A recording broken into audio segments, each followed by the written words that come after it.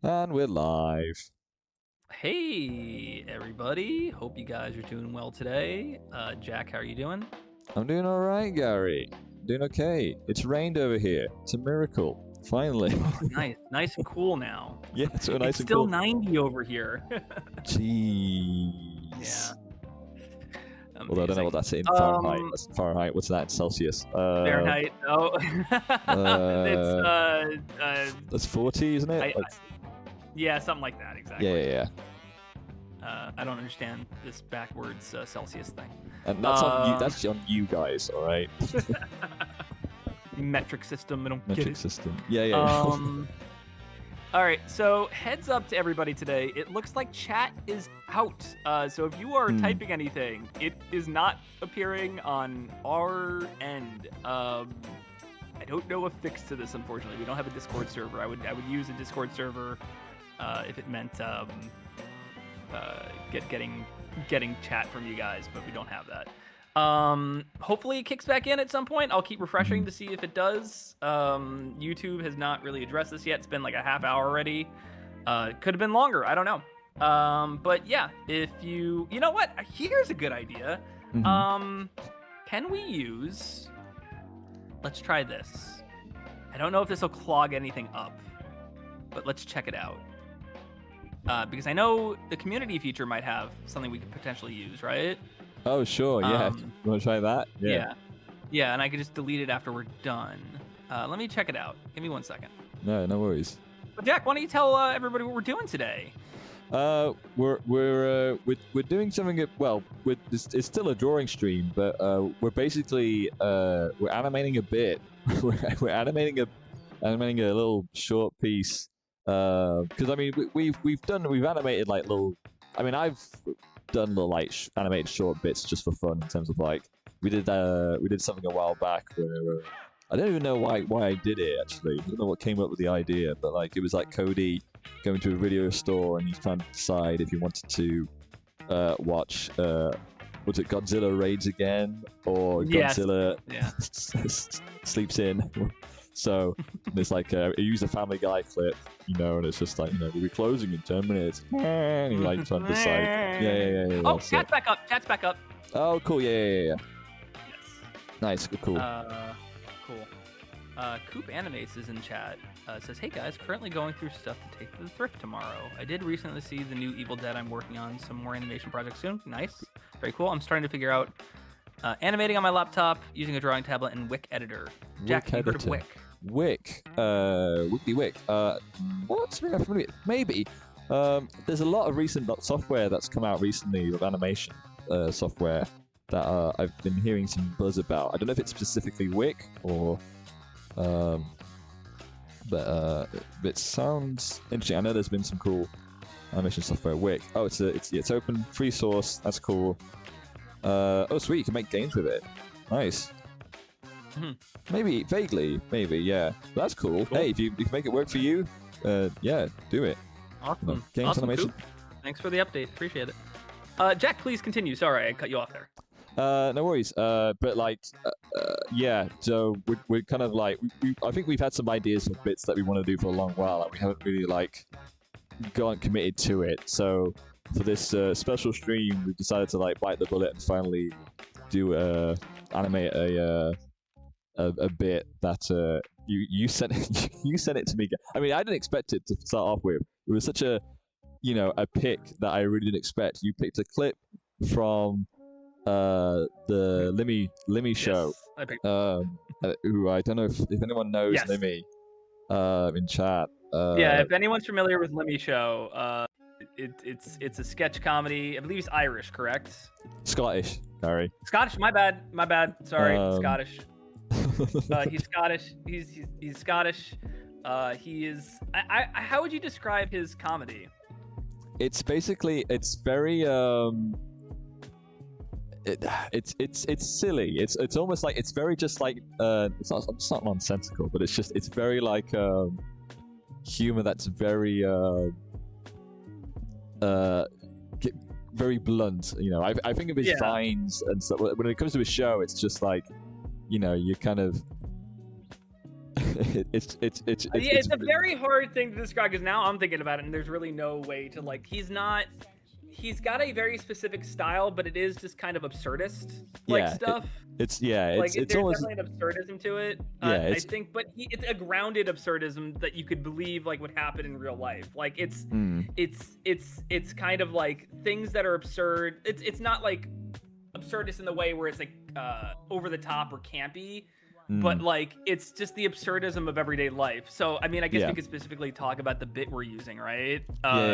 There's an ongoing segment Lemmy has called Falconhoof, which is a call-in role-playing show, I guess, like a D&D almost. And essentially you call in and Lemmy dressed in I don't even how would you even describe his garb? Like medieval, medieval Viking garb. Medieval, like yeah, exactly, medieval. But like, what kind of class is he? Like, what kind of like?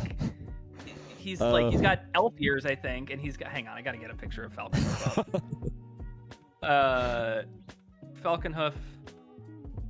Hang on. Oh my God, he's got this long goatee. He's got emo hair almost, it looks like. Okay. Yes. Like very right. 2006 scene hair, but then he's got this like pelt on, like this barbarian pelt almost that's like all fur. But yeah, and then he guides you through your quest. And everybody calls in is just a little bit weird, a little bit off, as they would be for any kind of public access show trying to do this, because who would be watching this? But there's so one of the things I've never quite understood about the sketch is like, is he like, is there some kind of, there's a cash prize, right? Like you can get through the whole thing, I think, right? Yeah, it's almost like a parody of those. Well, it's not. It's a call-in show, but it's almost like it's like those call-in shows where you get you call in now and donate, and then you could go through the quest and stuff like that. It's almost like also a parody of those. I don't know what they're called. It's like Nightmare. I don't know what the show was, but basically it was a show where children. No, I know exactly. It's an old BBC show, right? Yeah, BBC or ITV show where just children would come in and one was like in the dark, and then the children would like go into different rooms and like like Terry, go left, and like try and dodge and then answer the questions and of like the characters in the medieval world. I don't know what it was called. Yes. Nightmare. It was Nightmare. I was right. Okay, cool. Yeah. So.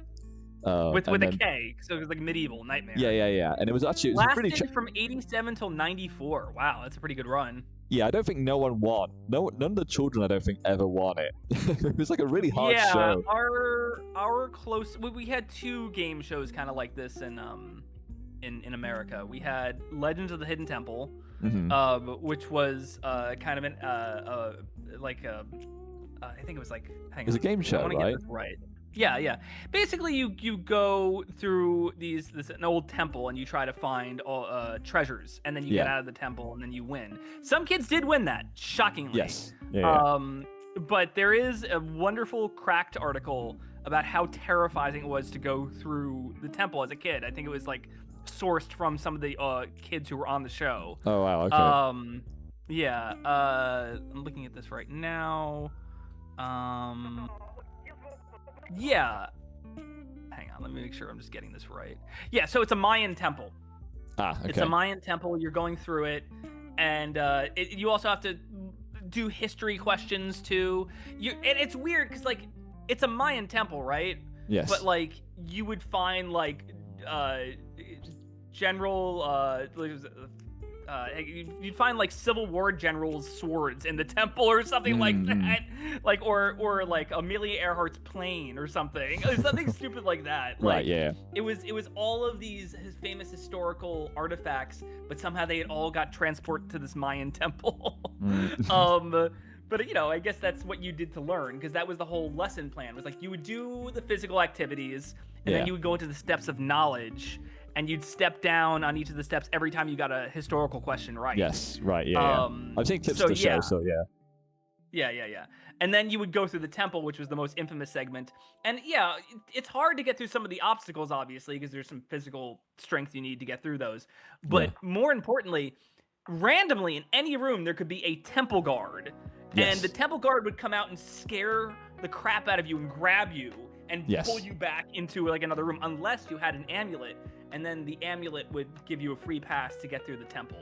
So there were 3 temple guards, and you could get, I think you could get a total of 2 amulets. So you could theoretically outlive the temple guards.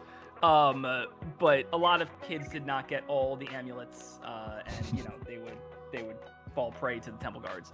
And that's usually, there were 2 things that would stop you: the temple guards, and then the Shrine of the Silver Monkey, which is where you had to put a 3-piece monkey together. Yeah. And apparently, according to people who'd been on that show, it is much harder under pressure than people making it out to be, because people would always complain, like, how hard is it to put 3 pieces together? Anyway. Well, it's like you don't have the time limit, right? I imagine it's like you're trying to concentrate going through all this, and you have to beat a certain time. You have 3 minutes to get to the temple. It's tough. 3 minutes. And it is tricky. It is very tricky. Yeah. So there was that one, and then there was Nick Arcade, which was it's a little more similar to Nightmare in a sense, because like the idea is it's a typical game show. You answer trivia questions, and then you go play video games to get high scores. Kids were terrible at video games in the 90s, apparently. I don't know what kids they were getting. I feel like they screened them ahead of time to be like, you stink at video games, you can be on the show. Because you'll never get the high score in Sonic 2 or whatever. Watching Melissa Joan Hart play Sonic 2 is one of the funniest things in the world, because I don't think people were aware of the spin dash yet.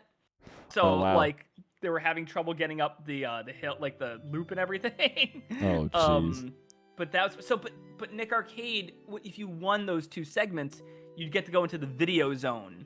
And that was where, like, it was a big blue screen. Kind of what Nightmare was. It was like a big blue screen, right? Like, right, yeah. And you'd have to, like, get through all of the challenges. You'd have to, like... You were in the video game, basically. Yes. And you'd have to, like, get all the items and then get to the next level. But yeah, kind of like Nightmare in that sense. But Nightmare is more like your friends are guiding you through it, right? Yeah. They're pretty much, it's like they're kind of like, there's like 3 supports, like children who are watching the screen, and like only one child is like maneuvering about, while wearing this like like this helmet that covers their eyes, so it's just like they can't see. Right, I forgot about that. They can see they were talking to and stuff like that. So they have to all depend upon like their friends, like describing them where they are, like stop there, and like go over here and and stuff like that. So no, you're gonna fall in a hole, and then they just fall in the hole or something. The guy would go, ooh, nasty. Yeah, nasty. That's where that comes from. Okay. Yeah. Cool. But yeah, so coming back to Lemmy, that's basically what this is. You are trying to... It is all these hypothetical situations where Lemmy is giving you the layout of where you are. He's describing your surroundings, and you have to kind of make choices based on what he's saying. Sorry, Falconhoof, not Lemmy. But and these people will come on, and either they're normal people who are going through something very weird, or they're just weird people. There's one where I think like some kind of like hookup calls him, and she's like interested in getting together with him again, and that's really weird. There's one where there's like a jester companion. The jester one is by far the most famous one. The jester one where he has a co-host, and the guy playing immediately wants to kill the jester. Yeah. And he's like, no, you can't do that. Like, she's part of the quest. And he's like, kill Jester. It's my game, my money. Apparently, you pay to call in, by the way. Yeah. That's how it works. Yeah. You pay to which play. is almost like those 1-900 hotlines or 1-800 hotlines in the 80s. It does have like an 80s aesthetic to it, which is interesting. Yeah. But yeah, but this one is easily my favorite, and because it shows how far you can get in the game.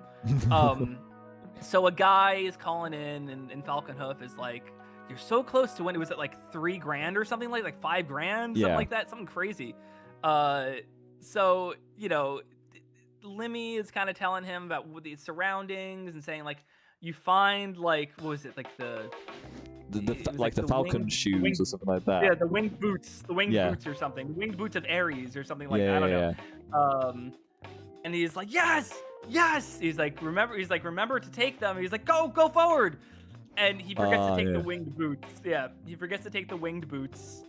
And he's at a what is it, like a pit of lava or something, right? Yeah. It's to jump over it. Yeah, you need the winged boots to get over the pit of lava. And he informs him that, hey, you didn't take the winged boots. And he's like, yes, I did. He's like, no, you didn't. You didn't let me finish. They get into a back and forth. And he does give him the option to go back and get them. But the guy will not have it. He's just so stubborn. Yeah. And he just eventually says, jump, I'm going to make it. I'm going to get that treasure. And Falcon Hoof goes along with it. The guy jumps, immediately dies, and just goes off on Falcon Hoof and just hangs up very angrily. Yeah. You're done. But yeah, no, you're we decided done. that'd be a fun thing to do between Cody and JC.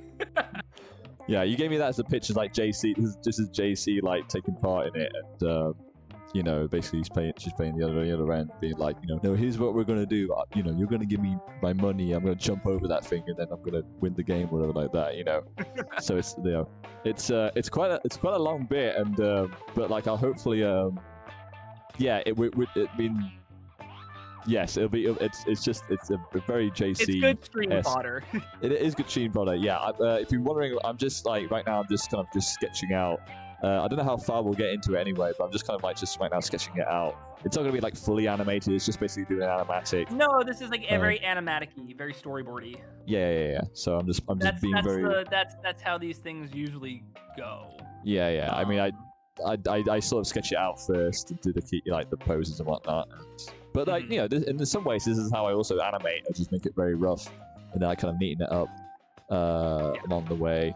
So right now I'm just doing the roughs of it to the vocal, which is here. You can see on the timeline that this is the vocal right here. Yeah. Going back and forth between it. JC having a very strong Scottish accent is funny to me. and that is funny itself. Did you? One of my favorite memes, I think, around Pokemon was that one Scottish character that everybody really took to. Oh yeah, the chart. Yeah. About? Yeah, I think I do. Yeah, because it was the what? Because it was which game was it? It was Sword and Shield, and it was set. Yeah. It was inspired by Britain and England and stuff like that. Landmarks. British landmarks, and of course the female protagonist has like a beret and sort of like a very Scottish-inspired get-up. So yeah, all the internet was but just making. But it's that they're not voiced in the game, so people started like making their own versions of her, where she is like, she's like this cute Scottish kid. You know what I mean? Like she's adorable. But then, like, the voice they gave her is like the fans gave her is like very like aggressive and like very like she's like 40 or something. Well, who is it? It was I like the it was the video by was it Pringus? It's not Pringus, right? Is it Pringus or is it like it was what's their name? It's something Apples, I think.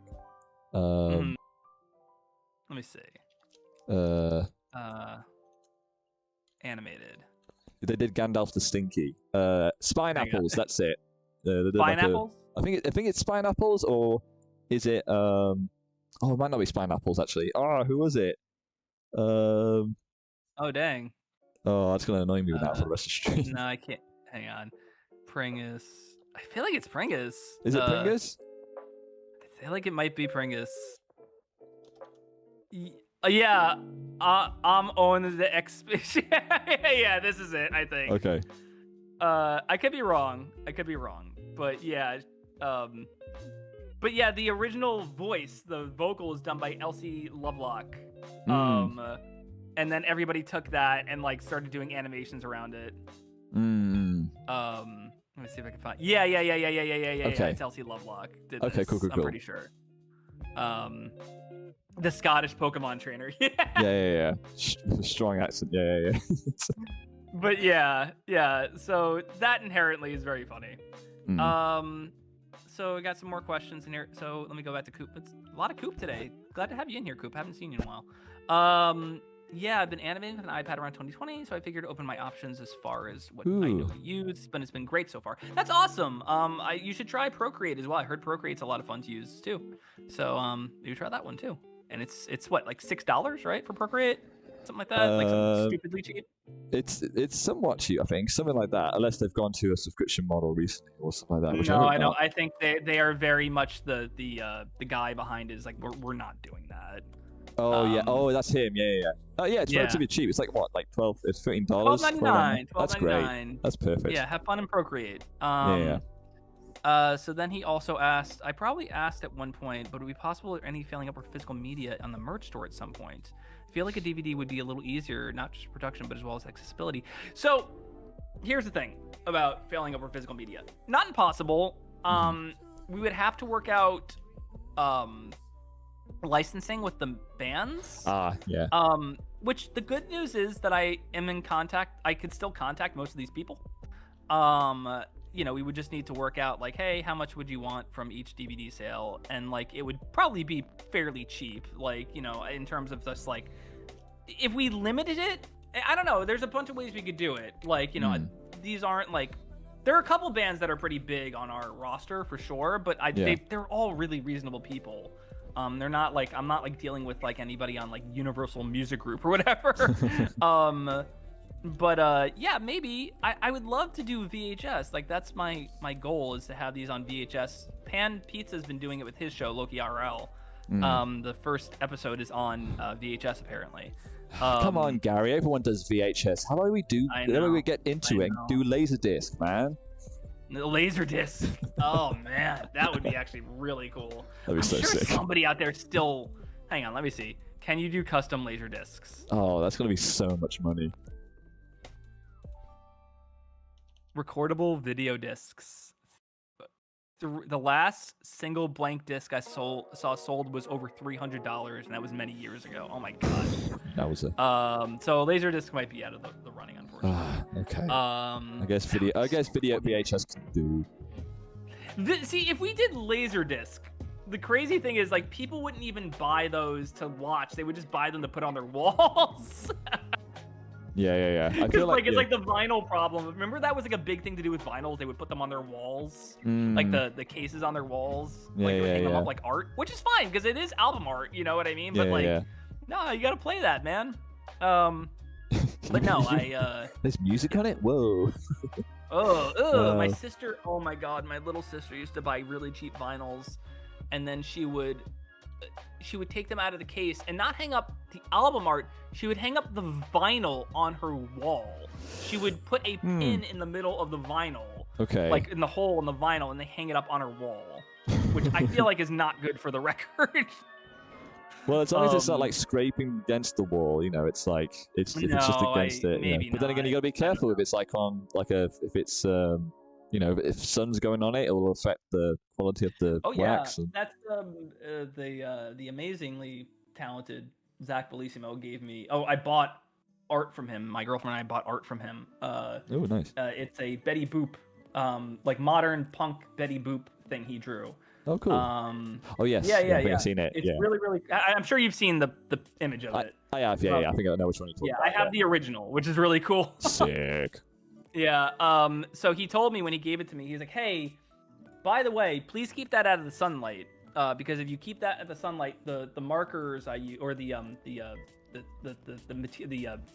tools I use for, not tools, the things you use to color it, they'll fade in sun." The inks or the pens? The inks, yeah, exactly. Sorry, the inks. Oh my god, my brain is broken today. But yeah, he gave this to me. You know, he gave it to me. We bought it. And yeah, no, I keep it I keep it right next to my fridge in a nice frame, so the sun's not hitting it. Yeah, it's been, I've had this for 2 years now, and it's doing just fine. Nice. Yeah, right next to my, it's right next to my, I have original art from Kristen Goodsnuck, who's a comic book artist that I'm friends with. She did this comic called Hench Girl. That's really fun. I highly recommend everybody read that. But she also did a comic called Making Friends. It's a four book series that she did for Scholastic.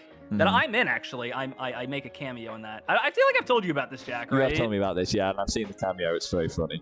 Yeah. Like, I don't want to spoil it. Yeah, I was like, oh, yeah, no. There you are. Yeah. Yeah, there's that. I have an original piece from that, original like her layout for it, basically, which is really cool. And then I think she just like put that over to digital and did all the coloring digitally. Nice. But no, that book series is really good too. It's for a younger audience, but still really, really good. And now she's been doing, I need to catch up on it, but she did a comic called Touched by a Demon, which is all about this demon squad that like this demon guy who's like a life coach, and he tries to make people happy on Earth. Nice. He's trying to be like, hey, demons can be cool too. And then obviously everything goes wrong with that. So, no, she's got a bunch of cool stuff. She's a really cool artist. But yeah, that's right next to the Zach Bellissimo that I have. Cool. And then there's I'm looking at my wall right now. I have all this cool stuff on my wall. I've collected a lot of fun stuff.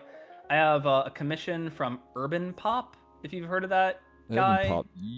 Vaguely familiar, yeah. Urban Pop. Yeah. He did a Kim Pine for me, which is really cool. And then, oh yeah, I have. This is like the biggest piece I have. Me and my girlfriend bought. It was like, I think it was like $300, so we spent like $150 each on it. Wow. It was a big piece. It must be like 3 feet. It must be 3 by 3. It's a big Kate Micucci piece. Kate Micucci is a actress and comedian. She's in a band called Garfunkel and Oates. Yes. Cool. Yes, and she's also, I mean, she's a lot of famous voices for different characters. She's the voice of Webby on DuckTales, and she's a bunch of different. She's Julie on Motor City. Yeah, no, just really cool, funny actress, very funny. But she was doing art, and my girlfriend and I decided to buy something from her, and it was really cool. She's also kind of like, it's interesting. I think she is Velma as well. She's Velma in a couple different Scooby-Doos. But she kind of splits that role with another actress, I think. Unless I'm wrong, unless the original actress left at some point and then Kate took over. I don't really remember. But yeah, no, Kate's a great Velma, and she's a really nice person in my life too. So that was cool to meet her. Nice. Yeah, just a bunch of cool stuff here.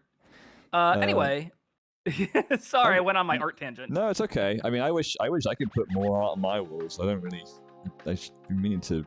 I wish I could do that, because I do also have some cool art that I keep with me, and I just don't put them up, really, which is a bit annoying, because there's some cool stuff about. The only ones I've got up, there's some artists you'll know and some you won't know. I've got like a big, there's a big frame, like A3 picture of.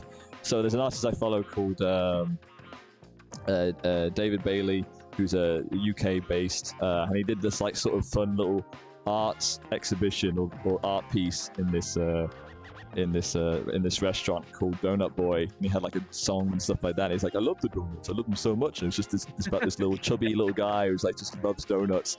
But he was selling the original pieces, and one of my sister got me that as one of the original frames of it for like a good price and stuff like that. So I've got an original David Bailey. I've got two images of two water, like from her sketchbooks that she was like pages from that she was sending from her sketchbooks, I believe. 2 watercolor pieces by is it Violaine or Violaine Briat? I think it's Violaine Briat, who She's a great she's a great animator. Well, she's a great sort of animator artist. She did like a great comic. I'm looking at. She's worked on Spider-Verse, huh? She's worked on Spider-Verse. She's worked on so many things. She's really cool. She's a writer on the Doomies, which I still need to sit down and watch. Yeah. Yeah, I'm gonna check this all out. This looks really cool. I'm gonna.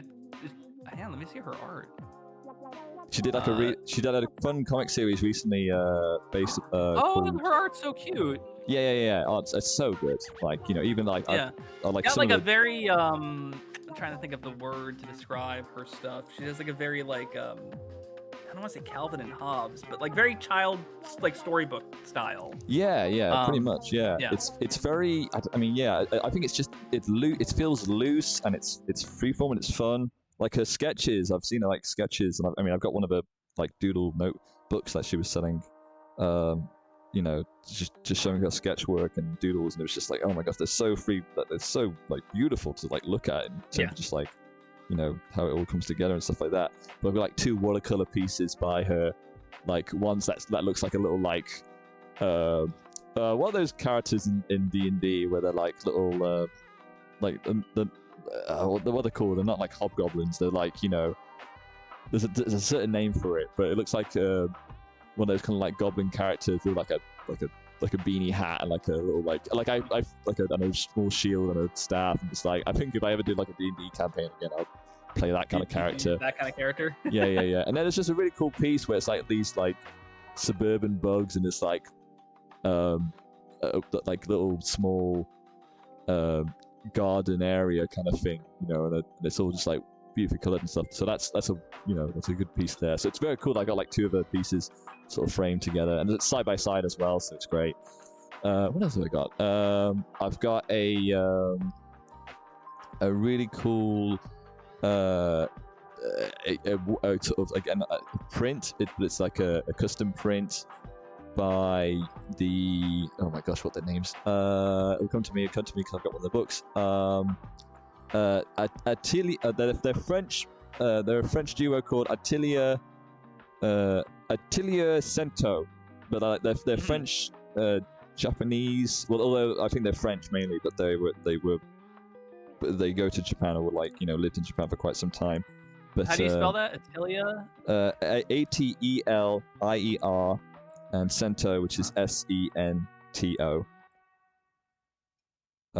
Their work is really cool. I really love the way they sort of like, again, their coloring, that and the way they draw characters and stuff like that. It's really cool, really appealing. They had a really cool book called a while back called Anobi, Diary of a Yokai Ghost Hunter, which follows these 2 characters going about in Japan, just trying to like find ghosts and whatnot. And I think it's slightly based upon them, I think, character-wise. But cool. Got a really nice, cool piece there. There's a cool like cool print that a good friend of mine called Basha Ilchok. She did like a custom illustration of one of my characters from my university film, P.T. and the Quaffle. Like a really nice paint, like a digital art piece of PT with some flowers. That's quite cool. Oh, cool. Nice. There's an artist called Andy Watson, and like a really nice, it almost feels like Over the Garden Wall-esque kind of piece by an artist called Andy Watson, who I met during a comic course, like a comic book course, and kind of like really liked his work. That's Andy Watson. But his work is really nice. Like, again, lovely inks. Oh, yeah, I like this. The angles on his faces are really cool. Yeah. Just really cool. Like, again, it's like the kind of work that I'm just like find really appealing. I was gonna say it feels very French, but then like I literally realized the book is called Paris. Yeah. So I think that's more just. Yeah, he has a book called Princess Decomposia and Count Spatula. Mm-hmm. My favorite book by him is he did a children's book called Glister, and it's like a really cool, like it's very reminiscent of the Hilda books almost, but it's like a British Hilda character where she's she lives in this house and all these peculiar things happen around her and with her dad, and it's like haunted teapot, or there's a the house itself moves away, so they have to find a new house, or make the big grow. So it's just really charming little mini comics book. They're for young children, but like at the same time, I think all the character comes out really well. So, and then finally, I'll stop talking about all my pieces of Marvel, because literally No, it's fine. much. This is cool. We're doing art and talking art, so. There's a French artist called Stephanie. Stepno P, also known as Chloe Nicolet. She's a French artist from Paris. She directs, she illustrates, she storyboards. She did a comic a while back where a guy was, I don't know what the concept of the comic, but it made me really laugh. But like, I've got one of the comic pages where the guy is in disbelief over something, and he's like almost like a Goku-esque pose, being like, "C'est pas possible," it's like the light shining and stuff like that. I was like, "Oh, this is really sick." So I was like, I bought that piece. Cool. So yeah, that's currently on my wall, and then there's also other pieces that I've got in the drawer that I did have a Joni Peppers piece out for quite some time. Oh, cool! I like Joni. Joni, Joni Peppers, that's right. Where from one of the film I discovered her through, which was called. It was literally, but it's like a cutouts. It's one of the cutouts that she uses. Yeah. And I got like a nice package, and she threw in all this, they threw in all this extra stuff into the package as well, and it was really cool. But I think I should have. Again, I did that same. Was it Barbara Westchester? Was that the one? No. No, it's the one before that. It was a short film that she did in 2014. The dog that smokes weed? That's not it, is it? No, it's the one where it's a parody of the Teletubbies. Looking right now. I see Wasteland. We Are All Dying in Wasteland. Goodbye Forever Party. That's it. Goodbye Forever Party. Yeah. Okay, cool. So it's one of the big cutouts from that.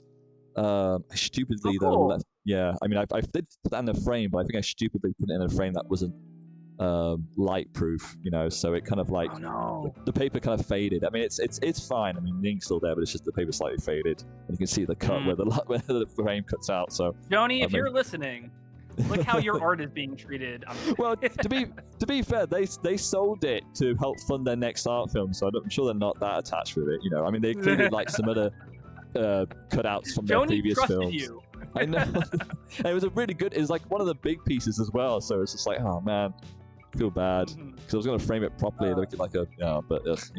And then there's stuff around the corner, like there's a big Todd Terhey It's the Alps poster, framed poster, by Benedict Kelterborn, who is the artist who does all the Todd Terhey Terrier cover artwork, Inspector Norse. And then around the corner, there's a Daft Punk poster of Lose Yourself to Dance, where it's very much Drew Struzan-esque poster from that single and stuff like that. So it's really cool. But from the original posters. So yeah, that's my stuff anyway. So I wish I have a couple more things as well, so I could add to that list. Yeah, go for it. I have this really cool thing. I forgot what it's called. But my friend got it to me because I love Your Name. Like, that's one of my favorite movies. I know, very basic anime choice. I'm sorry, it's a good movie. It's okay. I'm not backing down on this because the contrarian opinion goes, no, it's not. This isn't as good as people say it is. I'm like, no, it is. It's kind of a perfectly executed movie. You guys just overthink things, and you don't want to go along with the vibe the movie's setting up. I feel like you're speaking to me there, Gary, in person. Do you not like Your Name? Well, I mean, I needed. I should probably finish it off, really. Okay, Jack. Okay. I wasn't vibing with it. You're right, though. I should probably. No, you need to. So what I love about that, before I get back to the art, what I love about the movie is that it is like 50 genres in one. Like, it starts off as like a rom-com, then it goes it's like a Freaky Friday parody, and then it's like a Steven Spielberg movie, and then it's all these different crazy things in one movie, and yet I feel like none of it feels forced.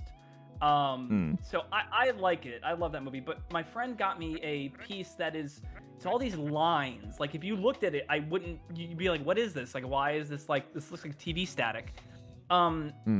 but it's all of the color theory in the movie. Wow. So it's like cool. every scene, like I think it's like every from beginning to end, like every scene. And like if you look along it, like it's just the colors, it's the color temperature from every scene. And I forgot what they're called. Hang on. I mean, it's like it's like a color palette, right? It's the palettes that they use for the scene to to know like what the colors are and stuff like that. It's not like it's literally almost like they're kind of thumbnailing the colors because it's not like a super detailed, but at the same time it's just to demonstrate like what the. It's called movie. These are called movie. Well, this isn't the one I have, but this site is called Movie Palette. Okay.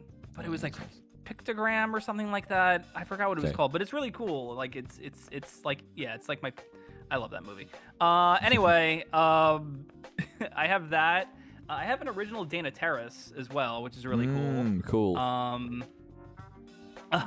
Anwa just came in and said, "What is this short about?" Anwa, I will be with you in 1 second. I will let you know what it's about in 1 second. But I have a Dana Terrace. I was gonna say Steven Silver. That's not him. Hang on, let me just make sure I get this gentleman's name right, who I've actually interviewed. No, Stephen Holman. Sorry, cool. Stephen Holman. Two British guys. Nice. Who were working animation with the name Stephen. Kind of messed me up there for a second. But no, Stephen Holman, who created Life with Loopy. I'm sure you're familiar with that, Jack, right? Yes. The Kablam short. Yes. Very cool. Yeah. Life with Loopy. He does these cat pictures, and we have a circular frame cat picture, with two cats kind of just playing with each other. It's really cute. And I have a lot of movie posters. I have a poster for Dark City.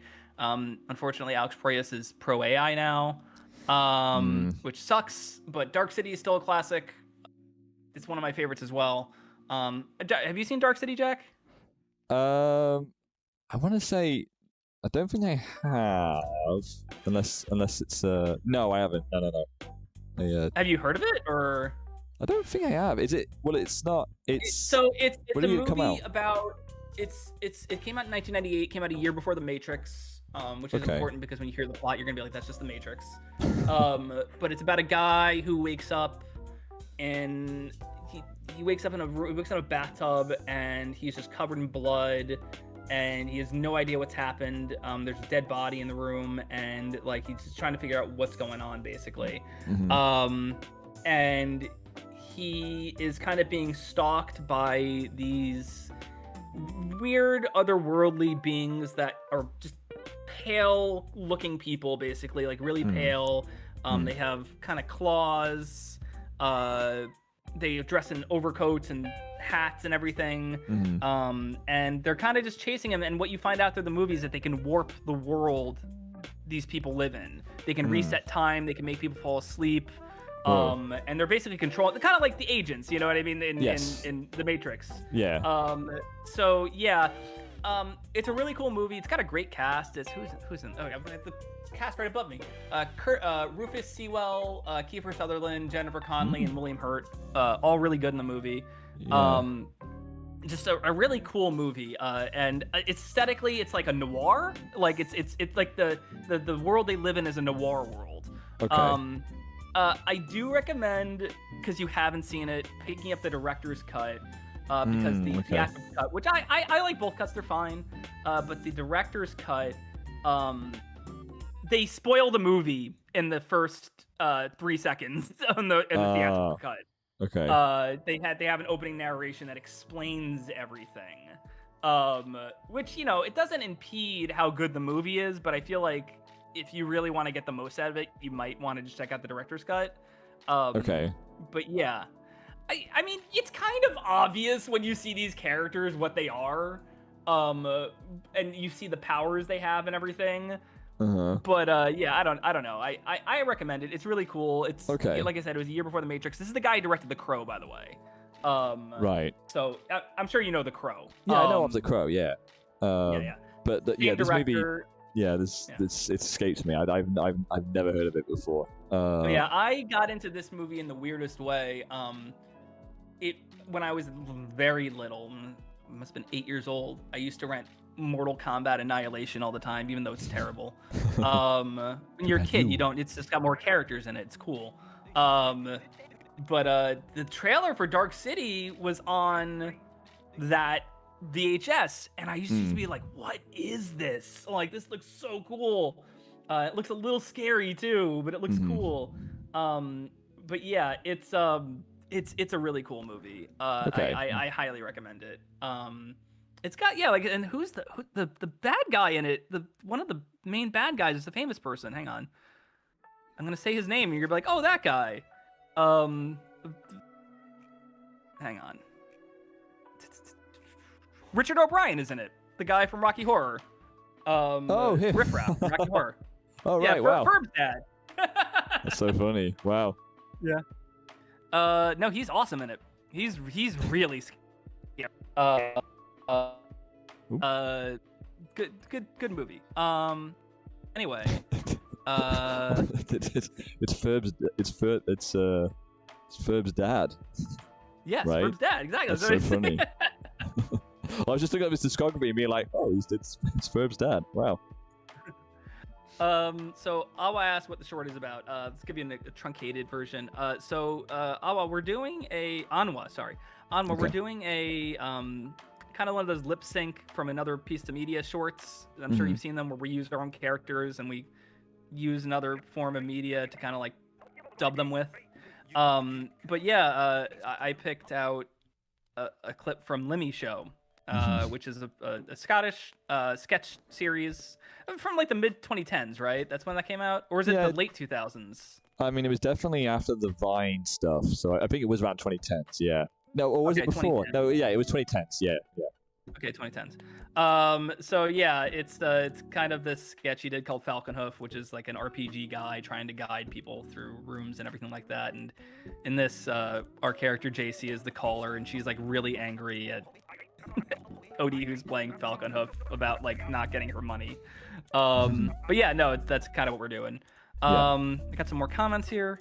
I was gonna bring this up, but I'm slowly working on a script for an indie pilot called Head to the Past, and plan on developing it while I work on my series Eric and Derek. It's cool. Basically, it's about a guy from the present who gets sent back to the early 2000s and has to try to adapt to cultural differences. Cool. It takes inspiration from Clonheim, Mission Hill, 2000s teen movies. Nice. Awesome. It sounds cool. I'm excited to see that. That's actually a fun concept. I mean, that's what was the Disney sitcom where the kid Phil the Future? Oh, jeez. Do you remember this? I know of it. I didn't watch it. There's it's funny. Actually not Phil the Future, but there was another sitcom that was only one season. It was a very obscure sitcom over here. But I remember being excited because Biff from Back to the Future played the gym teacher in it, and I was like, yes. Oh, that's I was funny. in like heavy into my Back to the Future phase at that point. Cool. But there was a show called Do Over. It was about this guy. He's a lawyer, and his family's a wreck. His sister's like a drug addict, and like all this like terrible stuff with his family.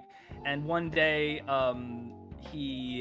something happens. Like he has like a heart attack or something, and they use the paddles on him. And when they use the paddles on him, he wakes up in 1984, I think, when he was a kid. And he gets to do over his high school experience, basically, and kind of try to make things right for the future. He has all the knowledge that he had in the future as a kid, basically. Right, wow. This is a fun little show. I'd have to watch it to see if it holds up. But I remember really liking it. I remember thinking like it was a fun concept. But yeah, that's kind of what that reminds me of. Isn't that also the plot to 17 again? No, because in 17 again, he's a kid and he's 17 in modern day. Right. Like, yeah, he's like, he's still a kid. Oh, you're right. Okay. Yeah. I was gonna say, I swear, like I heard that kind of plot before, but like, yeah, I know, I get. Yeah, you're 13 right. going on 30 is the same thing. Gotcha. Where it's just like the reverse of that, where she's she's in the 80s, right? Mm-hmm. She's in the 80s, and then she flash forwards to the 2000s. Yes. And like her frumpy friend becomes like Mark Ruffalo. Yeah. Yeah. Oh my God, there are a lot of those movies. Genre in Big, itself. big is another one. Big, yeah. Big's probably the originator, right? Probably. Big is such an interesting movie because it's such like it's that concept which is very goofy, where it's like I want to be big, right? And he gets to be Yeah. an adult, but it's shot so somberly, and like they actually take time to like think about the effects this would have on a child in an adult's body. Yeah. The one scene that always sticks with me in that movie is when they get to New York and like he gets the kind of ratty hotel, St. Mark's Hotel, which is a premier destination now, by the way. Oh, is it's it? Wow. not what it was back then. But he's kind of sitting in this ratty hotel, and like his friend leaves for the night, and then he's just laying there and he hears like all the gunshots on the street and everything. Jeez. And like people screaming, and he's just like sitting there and like crying. Like that wouldn't be in like one of these modern like I'm an old person comedies. Like No. that's such a real like visceral sad moment. Yeah. Yeah, it's good. It's a great movie. I love Big. Tom Hanks is one of Tom Hanks's best roles. He's nominated for an Oscar, so I don't feel bad saying that, even though it's a goofy comedy. Yeah, great one. But yeah, no, go for that, Coop. Write it out. You can draw your character designs and everything. Keep going with it. That sounds like a lot of fun. Yeah. So what else has been up, Jack? Have you seen any movies? Have you listened to any music? What's been going on? I mean, I wish I could say there was stuff going on. There's not been much. Man, I kind of actually I could have seen the because it's finally they finally got it over here in the UK now. Nirvana the band. I do. You know what's so funny? I was just thinking about like, have we talked about this yet? We have, for some reason, when funny thing, when that film came out, it wasn't obviously released at the same time in the UK, except for like one showing in Scotland for some reason. They were probably there. Yeah. Well, actually, no, but I mean, forgive me if I forget the names. Matt and Jay. And Jay. I think it was Jay. But like he did like a little video before the showing, just because Glasgow is home obviously to the Glasgow Film Festival. It's one of his favorite film festivals. Yeah, I think it's Matt Johnson though, isn't it? Is it Matt Johnson? Yeah, it's Matt Johnson. Matt Johnson and Jay McCarroll.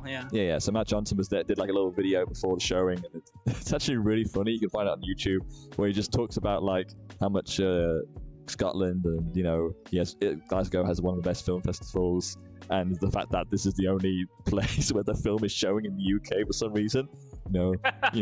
Calls out London, being like, "Yeah, take that, London," stuff like that, and it tries to recall something that like I used to. I went to this one place where it was like had like a pasty, and I remember like the person at the counter going like get a wee pasty or something like that and stuff like that. And he was trying to like remember the name throughout the video. Like, I can't remember the name. It'll come to me in a bit and stuff like that. So anyway, and he like talks about the video, and then suddenly he's like, Greg's. Points to the camera. that's the place. Yeah.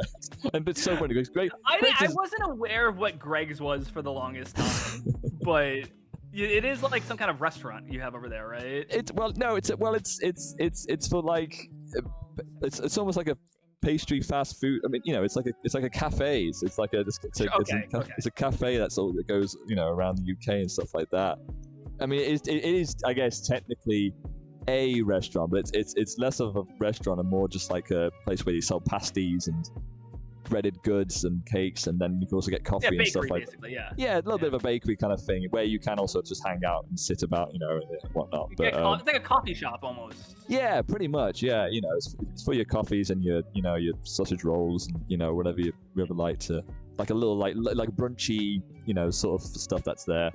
But for breakfast and stuff like that. But yeah, it's a national like place. It's not like a little shop that's about. It's like a national UK institute, kind of thing. So, well, I wasn't aware of what it was until I watched Exploshi did a. Are you familiar with Exploshi, Jack? Yes, I think I am. Yeah. Okay. They did a parody thing for Digital Circus called Jack's Song, and it's just about like very vague silly description of Jax from the Digital Circus, and then suddenly Okay. they have a self-insert character that like, it's like Jax is my friend, Right. Yeah. and like they go and hang out in like the treehouse or whatever, and Uh-huh. there's like clearly a romantic tension between the two of them. Okay. And but then at the end, it's just like it flashes forward after Jax has moved away, and it's just like, now I work at Greg's. And I'm like, what is Greg's? I didn't know what that was. That's so But funny. I'm like, okay, well, Explicit just outed themselves as being from the UK, so that's wonderful. I mean, Greg's is very meme-ish, I guess, because it's just like it's just so common, and I remember there was is a it big. like your equivalent to Starbucks almost in a way? Like, I mean, it's kind of like that. we I have mean, Starbucks up there, yeah. we have because we do have Starbucks over here in the UK, of course, but like, I guess the thing about Greg's is that it feels so British in terms of like the food and the things there, and it's just like we sell Greg's merchandise where it's just the Greg's logo and like a big woolly jumper kind of thing or Christmas jumper.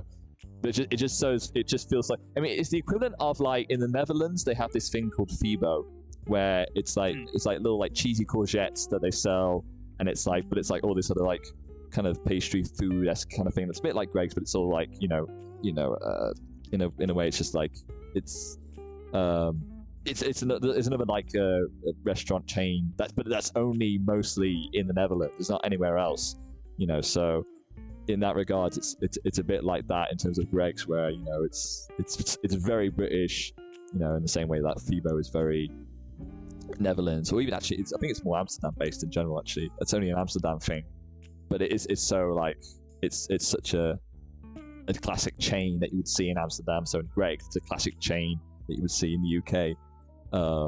So it's just funny in that regard. Sure. How much of it. I mean, there's a big meme recently upon the fact that the biggest thing that happened at Greg's was that they did vegan sausage rolls, and that became a big deal, especially to all the vegans.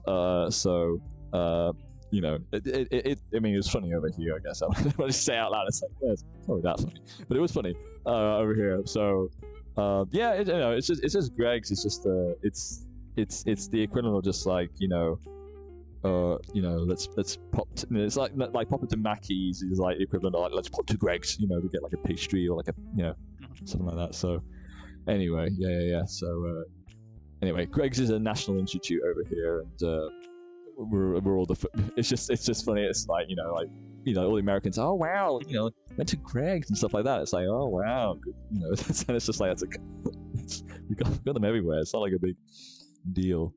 Well, I don't know. I imagine it would probably be like it's the kind of thing that when I went to Amsterdam, I was like, I gotta go to the Fibo. I want to like have like little, it's like it's not like I have like a courgette anywhere else, but this is a Fibo courgette, so it's gonna be like special. and it's not. It's just like a normal courgette, but it's like I don't know. But Amsterdam does their cheese different and stuff like that. So I don't know. It's that kind of thing. It's just very silly to consider. I mean, we're only recently now. It's funny though, because now I think we're getting some stuff from the US now. Like I think Five Guys have just become a big thing over here. You're getting Five Guys, huh? Five Guys. Yeah. That's coming in now. Man, I love Five Guys, and I don't know. Yeah, hang on. Who did this? I want to find out who did this because I want to get it right. Make sure I know what I'm talking about here. Are you familiar with this is an old 14 years ago, Jack. Let's see if you remember this. Damn Drops. Do you remember the guy who just like he did a Five Guys review, and then I think Shmoyo like remixed him to sing about like Five Guys. And is it damn? Yes, exactly. Yes. Oh my goodness. Oh my god. I was re-listening to that the other day. I'm like, this is actually like a good song. Shmoyo. They still got it. Honestly, you listen back to those stuff, it's just like, man, that was just, it makes me like just. Yeah, I feel like they did it, and then other people tried to do it after, and it wasn't quite as good. Like I think they understood song structure, and they understood like your rises, your falls, like your bridges, and everything like that. They understood like when the chorus should hit, like they understood it in and out. Not to be like, oh, old YouTube was so much better, but like. Old YouTube has some bangers, guys. Come on, let's be honest. Absolutely. I mean, old look, I say that. No, old it was better. Like, what am I talking about? New YouTube sucks. There's so many creative things back there. There's people who do. I think I talked about this last time, but the this one guy who takes all the Red Letter Media clips and makes them into songs. Hang on, I gotta find his name again. Noiseland. You should listen to Noiseland stuff. Like he does something very similar where he'll take he takes stuff from Red Letter Media and like the stuff they say and they make it into songs. Cool. And I have a theory that like one of them will always kind of drop them singing into an episode to make sure it gets remixed by him. Because I'm like, why is Mike singing this? I feel like that's something that Game Grumps used to do back in the day, where they're just like. Oh yeah, that was God. There were a ton of them. I used to pause balls. Is still the pause balls. Yeah, pause balls, banana shoes. Banana shoes. Some of the stuff I've told the story on stream before, but if you listen to an old Game Grumps, I forgot, it was 2013, 2014, one of their panels, you can. So everyone was screaming out things, and I was like, "Oh, I'll do it. We're here. We're having fun." But then the room goes silent, and you just hear me go, "Banana shoes," and it is so embarrassing. It is so embarrassing, and I think I remember you telling me that. Yeah. It's like, boy. And my girlfriend's like, "Shut up." I was like, "Why everyone was screaming a second ago?" Oh my god. Terrible. Yeah, to be fair, I just sat there in embarrassment for the rest of the panel. Oh well, you know. You made up for it though, because you meet Ross and Barry like later on in the line or something like that. A picture of me with Ross and Barry, which is let me see if I can find it. Hang on. You can put it up on stream. You can see young me. Oh sure. Okay. Yeah. Have I shown you the picture? You have shown me the picture. Yeah. I mean, there we go. And I laughed hysterically at it. The quality on it's so crusty. Where is it? Where's my chat? There you go. Here, I'll send it here. There you go. All right, there we go. Yeah. Go. There it is. Got it. Okay, cool. I looked like a 14-year-old there, but I was 25. And you're okay showing this on stream? Yeah, sure. Why not? It's okay, funny. all right. Yeah. Let's see. All right, there you go. I'll just put this on stream. There you go, everyone. Baby Gary with Ross and Barry. Go live. There we go. Okay, now we're back. Ross, Gary, and Barry. Oh my god. Aw. What's the shirt you're wearing? Psychonauts. Oh, cool. Oh yeah, you're right. Yeah. Nice. You can see on my I think that's my girlfriend at the times bag. Like, there's a bunch of pins. I think some are Gravity Falls, some are Psychonauts. Yeah, that was back then. My hair has not changed. It's still flat and gross. That's great. I like the fact that Ross and Barry are doing the face as well. They're doing the same kind of like face. Yes. It's good. They're being silly. Wow. I took a class with Barry. I've told the story before. I took a class, but we didn't realize we were in the same class. It was a really big class. It was a big class in a small room. It was a game design course, but I couldn't stay because like I was having some health issues at the time, so I bounced. But no, it was a really cool experience. Take the picture now. Okay, sorry. Okay. Sorry. It's blocking the actual thing. Sorry. Yeah, and then like you mentioned it too, and it was like, oh shoot, like he remembered you, kind of, or. Yeah, no. So there was because there were no Grumps episodes that week because they were at MagFest. They did a little podcast, and I think like Aaron said like, oh, Barry met somebody he went to school with.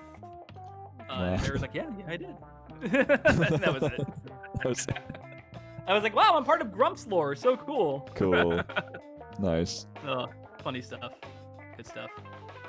What a time to be alive, 2010s. I mean, it was.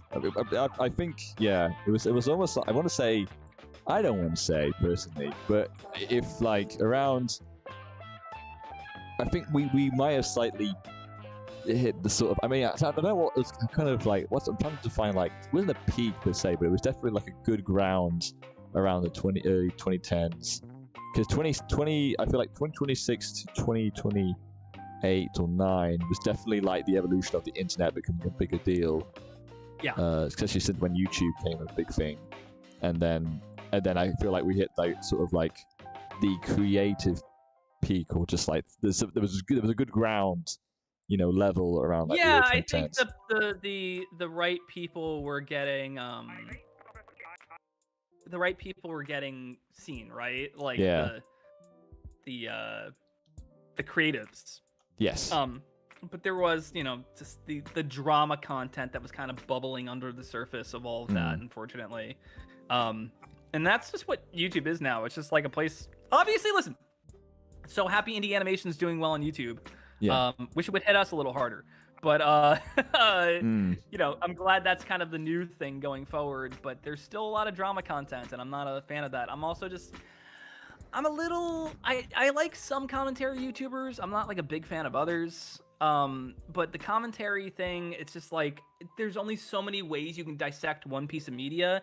So to see like 40 people look at the same thing, and like, yes, obviously everybody has their own takes on things, but like it all kind of follows the same format of like, did you know this about this thing? Not a lot of people know this. And it's like, well, now they do, because like all 40 of you said it. It's just like, I don't know.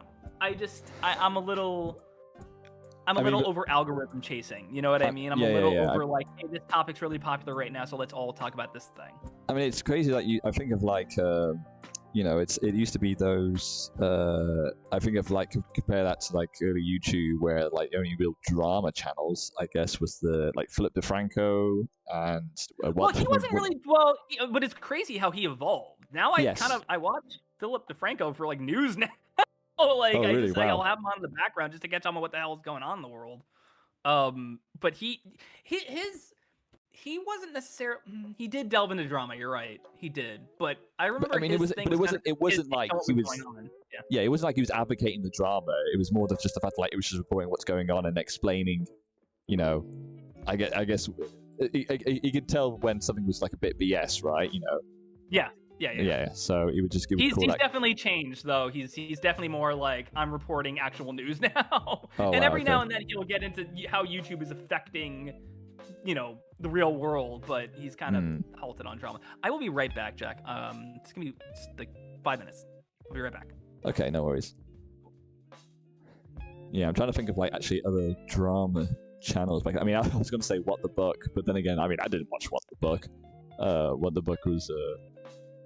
That was probably the most drama-esque. And then I think about like all the kind of early vloggers who would just like mention things and stuff like that. Like, it was drama, but it wasn't like it was on a very small scale, if that makes sense. It wasn't like drama that was very I don't know, like grandiose in terms of just like, because obviously, I guess YouTube obviously was still beginning, and and stuff like that. So it was more like within the tube community, I guess. That's how the bigger scale it was. So,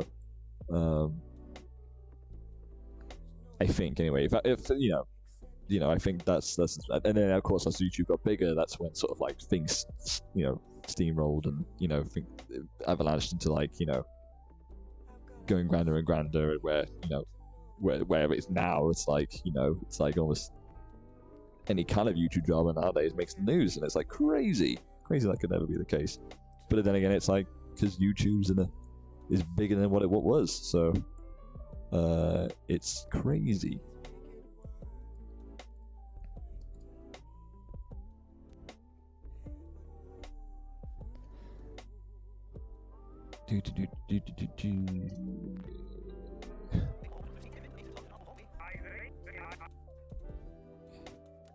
Yeah, I do wonder actually how much we'll be able to do in this stream, because this is a longer clip than you did last time, compared to like the Cody Family Guy short bit that we did.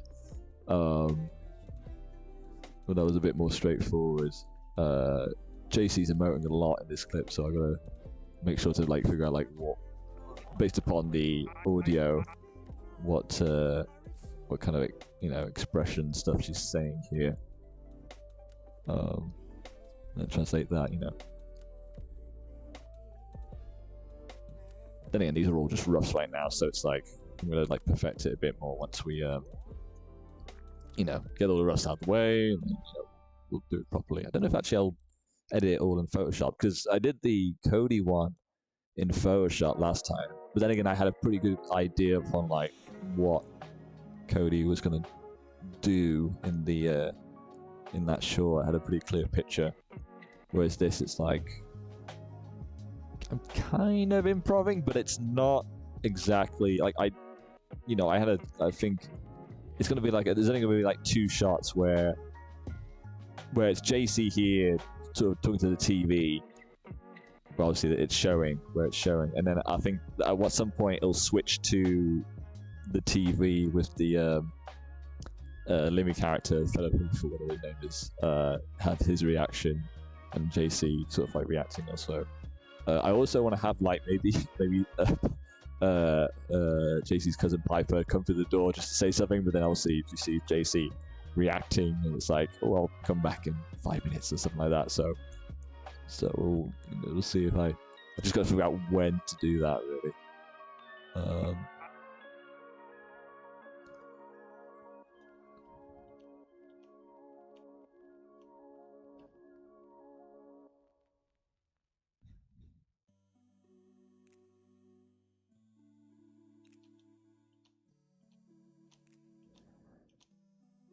Also, though, it's good. It's TV Paint is good in terms of like. I mean, I'm so glad I did this with TV Paint as opposed to Photoshop.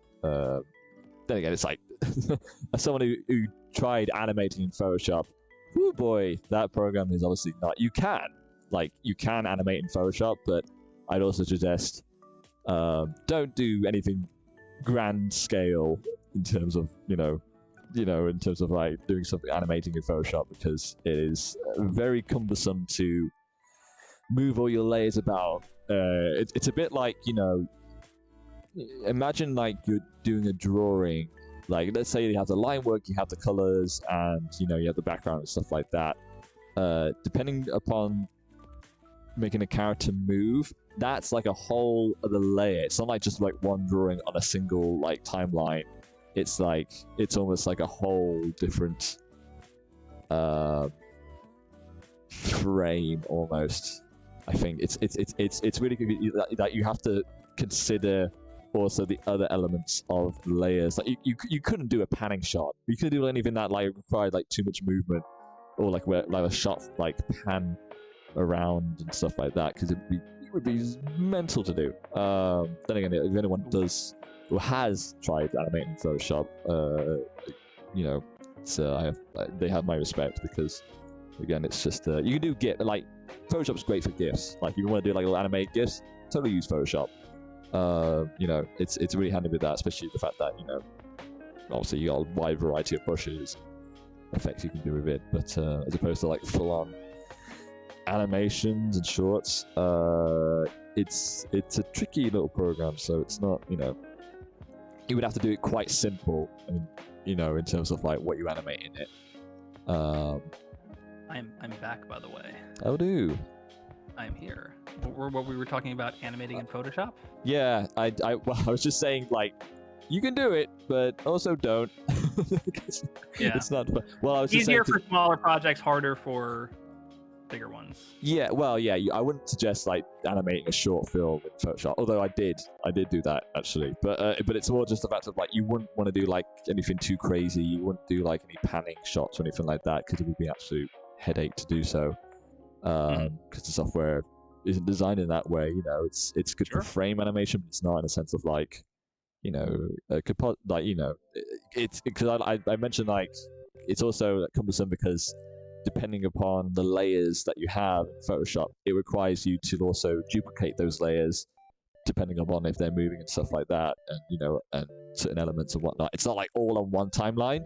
It's like you have to like put the layers on Photoshop on like in different groups or something like that, and be aware upon like which ones you're replacing or turning off or on, kind of thing. So yeah, when I did my short, I did a short film called Overtime, and it was just like, you have to keep an eye upon like which one, and it was literally, it was just simple. I just made it simple and it worked. But at the same time, it was just making sure to keep on track upon like, especially when I was applying the boil effect, it's like, okay, that one goes off, and that one turns on, and that one turns on for this frame, and that one turns off soon after. So very fiddly. If you do animate little GIF animations, it's great. It's handy. Just for full-fledged films or shorts, you know. Saying that though, I've seen people do like, it's like I see like people do like crazy shots in Photoshop. I'm just like, wow, why, how are you okay? What was I gonna say?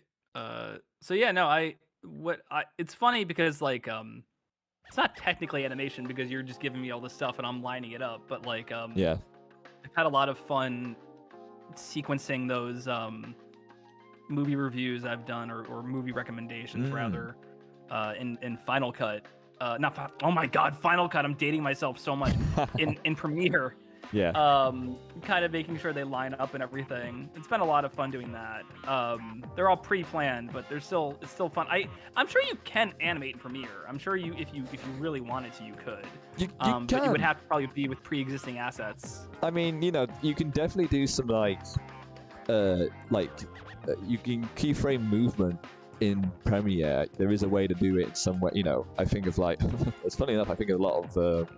Speaking of Game Grumps again, flipping Barry, like the way he edits some of the stuff that he used to do. There's a great tutorial that he showed upon like how he did sort of like his editing process, and now he also does little animations and whatnot. Like they're super simple, but at the same time, you can do it in Premiere or in that editing software, and it's just like it's like, oh cool. So yeah. Yes, so you can technically but at the same time, it's in the same way with Photoshop where it's the UI and the stuff that's there. It doesn't make it easy. So it's like that's why stuff like After Effects is more, it's more easier. It's designed in a way that makes it more easier to do so in terms of like animating things, and, tracking and whatnot. So because Premiere stuff it's too barren in terms of technicals to like do proper like technical animation like that. So like maybe I don't know. It's I'm sure someone's is like a maverick in terms of Premiere animation. Like I see it and I'm just like, are you there's other software than this. Like how much are you how much pain did that cause you to animate? But if it works, it works. That's the thing, It's like, I've seen very impressive stuff on software, and I'm just like, how did you did that all on this software? It's like, how? So, I definitely think of like in terms of like I think of like even like with Flash stuff. I don't know if like the creators of Flash had like any idea that software was going to be such a primary tool in terms of animation. Yeah. But like the stuff that people did with it in animation in general, it's just like it was. Well, it helped that initially it was like affordable too. Yeah.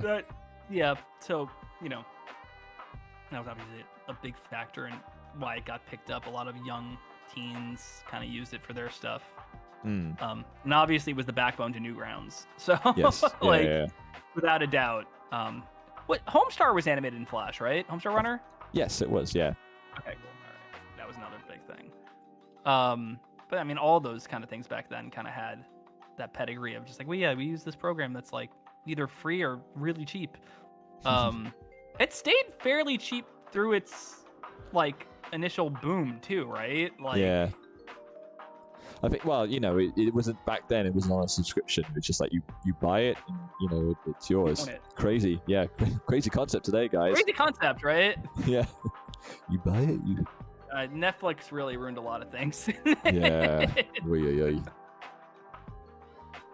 And it's funny. I wonder if those original because I feel like even then it's like the original heads of Netflix didn't realize that maybe, unless it was the same kind of like I don't know.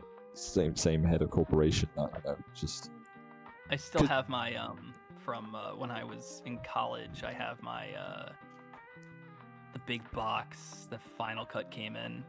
Oh my god, it's like massive. I think I told this story on stream, but I remember I went to go pick up my stuff from college, like my laptop and my Final Cut.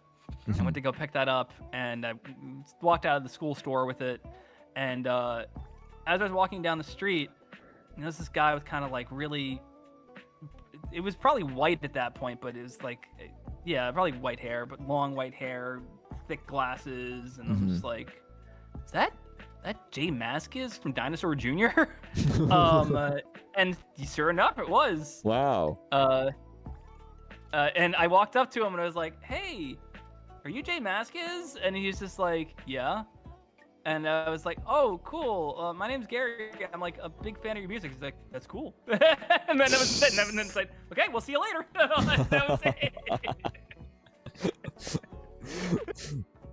Oh, was it? I guess there was nothing else to add, really. It's just like, okay, well. No, that's it. I mean, what else am I supposed to say to Jay Mascis? Like, your music rules, dude. Yeah. That's it. To be fair, I can think of like some people who are like an old artist I'm like I big fan wasn't gonna of. sit and nerd out on him for like 5 minutes. You know what I mean? Like, I just wanted to make it. I'm sure he appreciated that. It's like, hey, Yeah. quick compliment. That's nice. Nice. No, he was a cool guy. He was funny. It was just that the initial reaction. That's cool. Oh, yeah. sweet. It's Yeah. funny. Good stuff.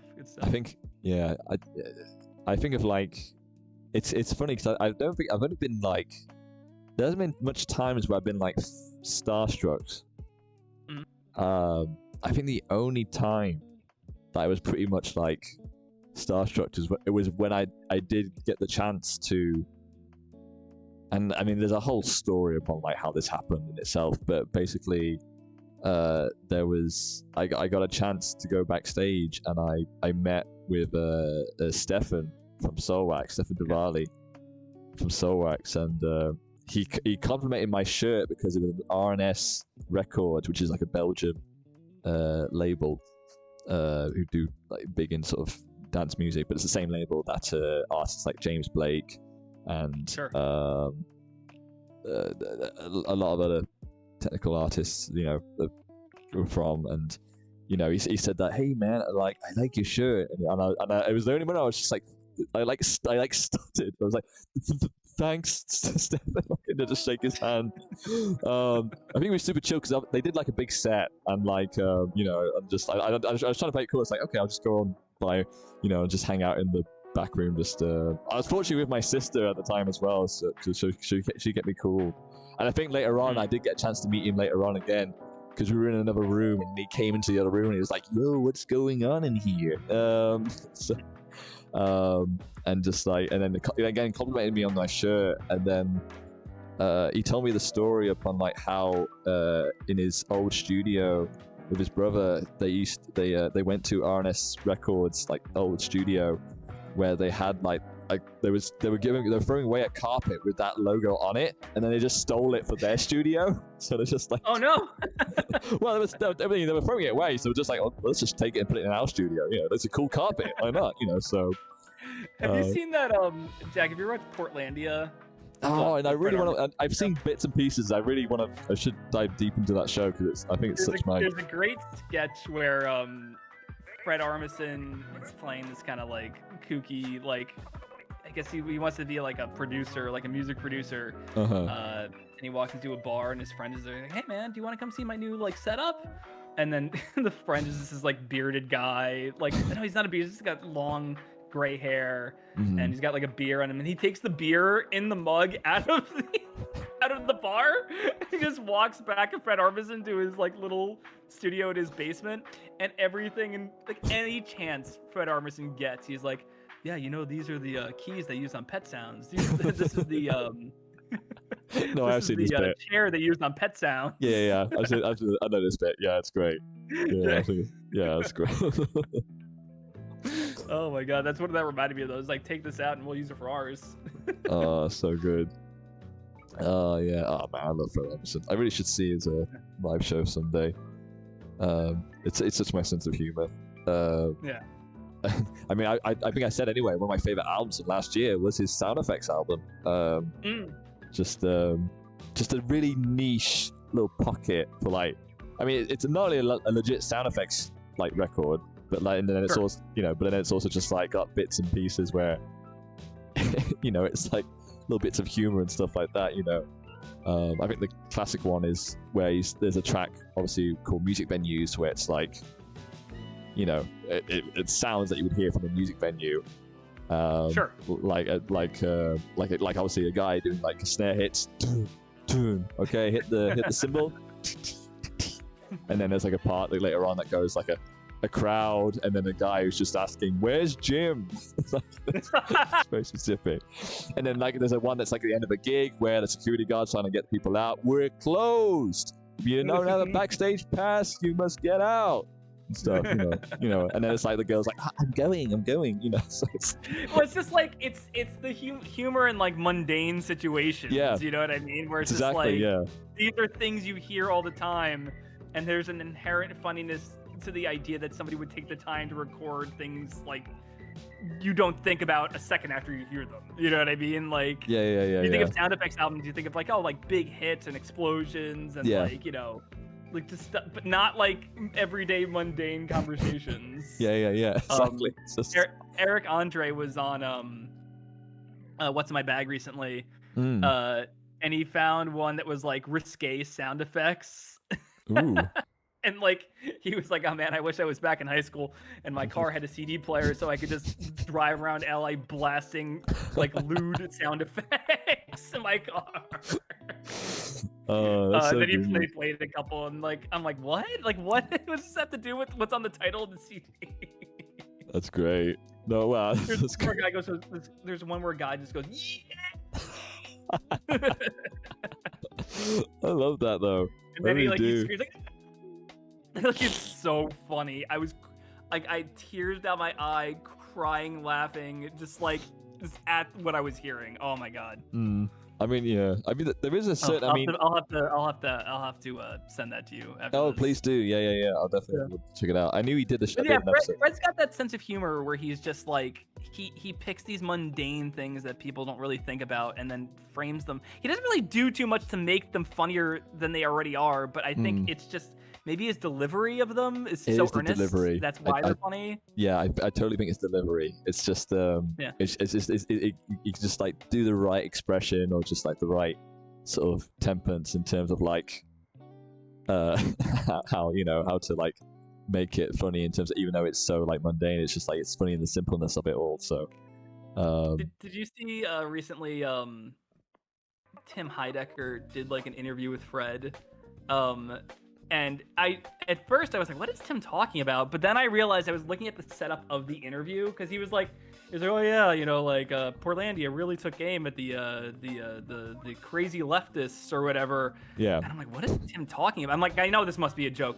But then I looked at like the setup, and like he had like a bunch of alcohol, cigars, and I'm like, oh, he's making fun of Bill Maher. Okay, I get it now. That's great. Fred is so like, I don't know if Fred was like caught off guard because he didn't know what Tim was gonna do. He must have known, but like maybe. I think the way Fred plays it is so funny because he's just like, no, it's not what we were doing. No, it's sure. He almost sounds like he's getting nervous. Like yeah. He's like, what did I sign up for? Oh, it's so funny.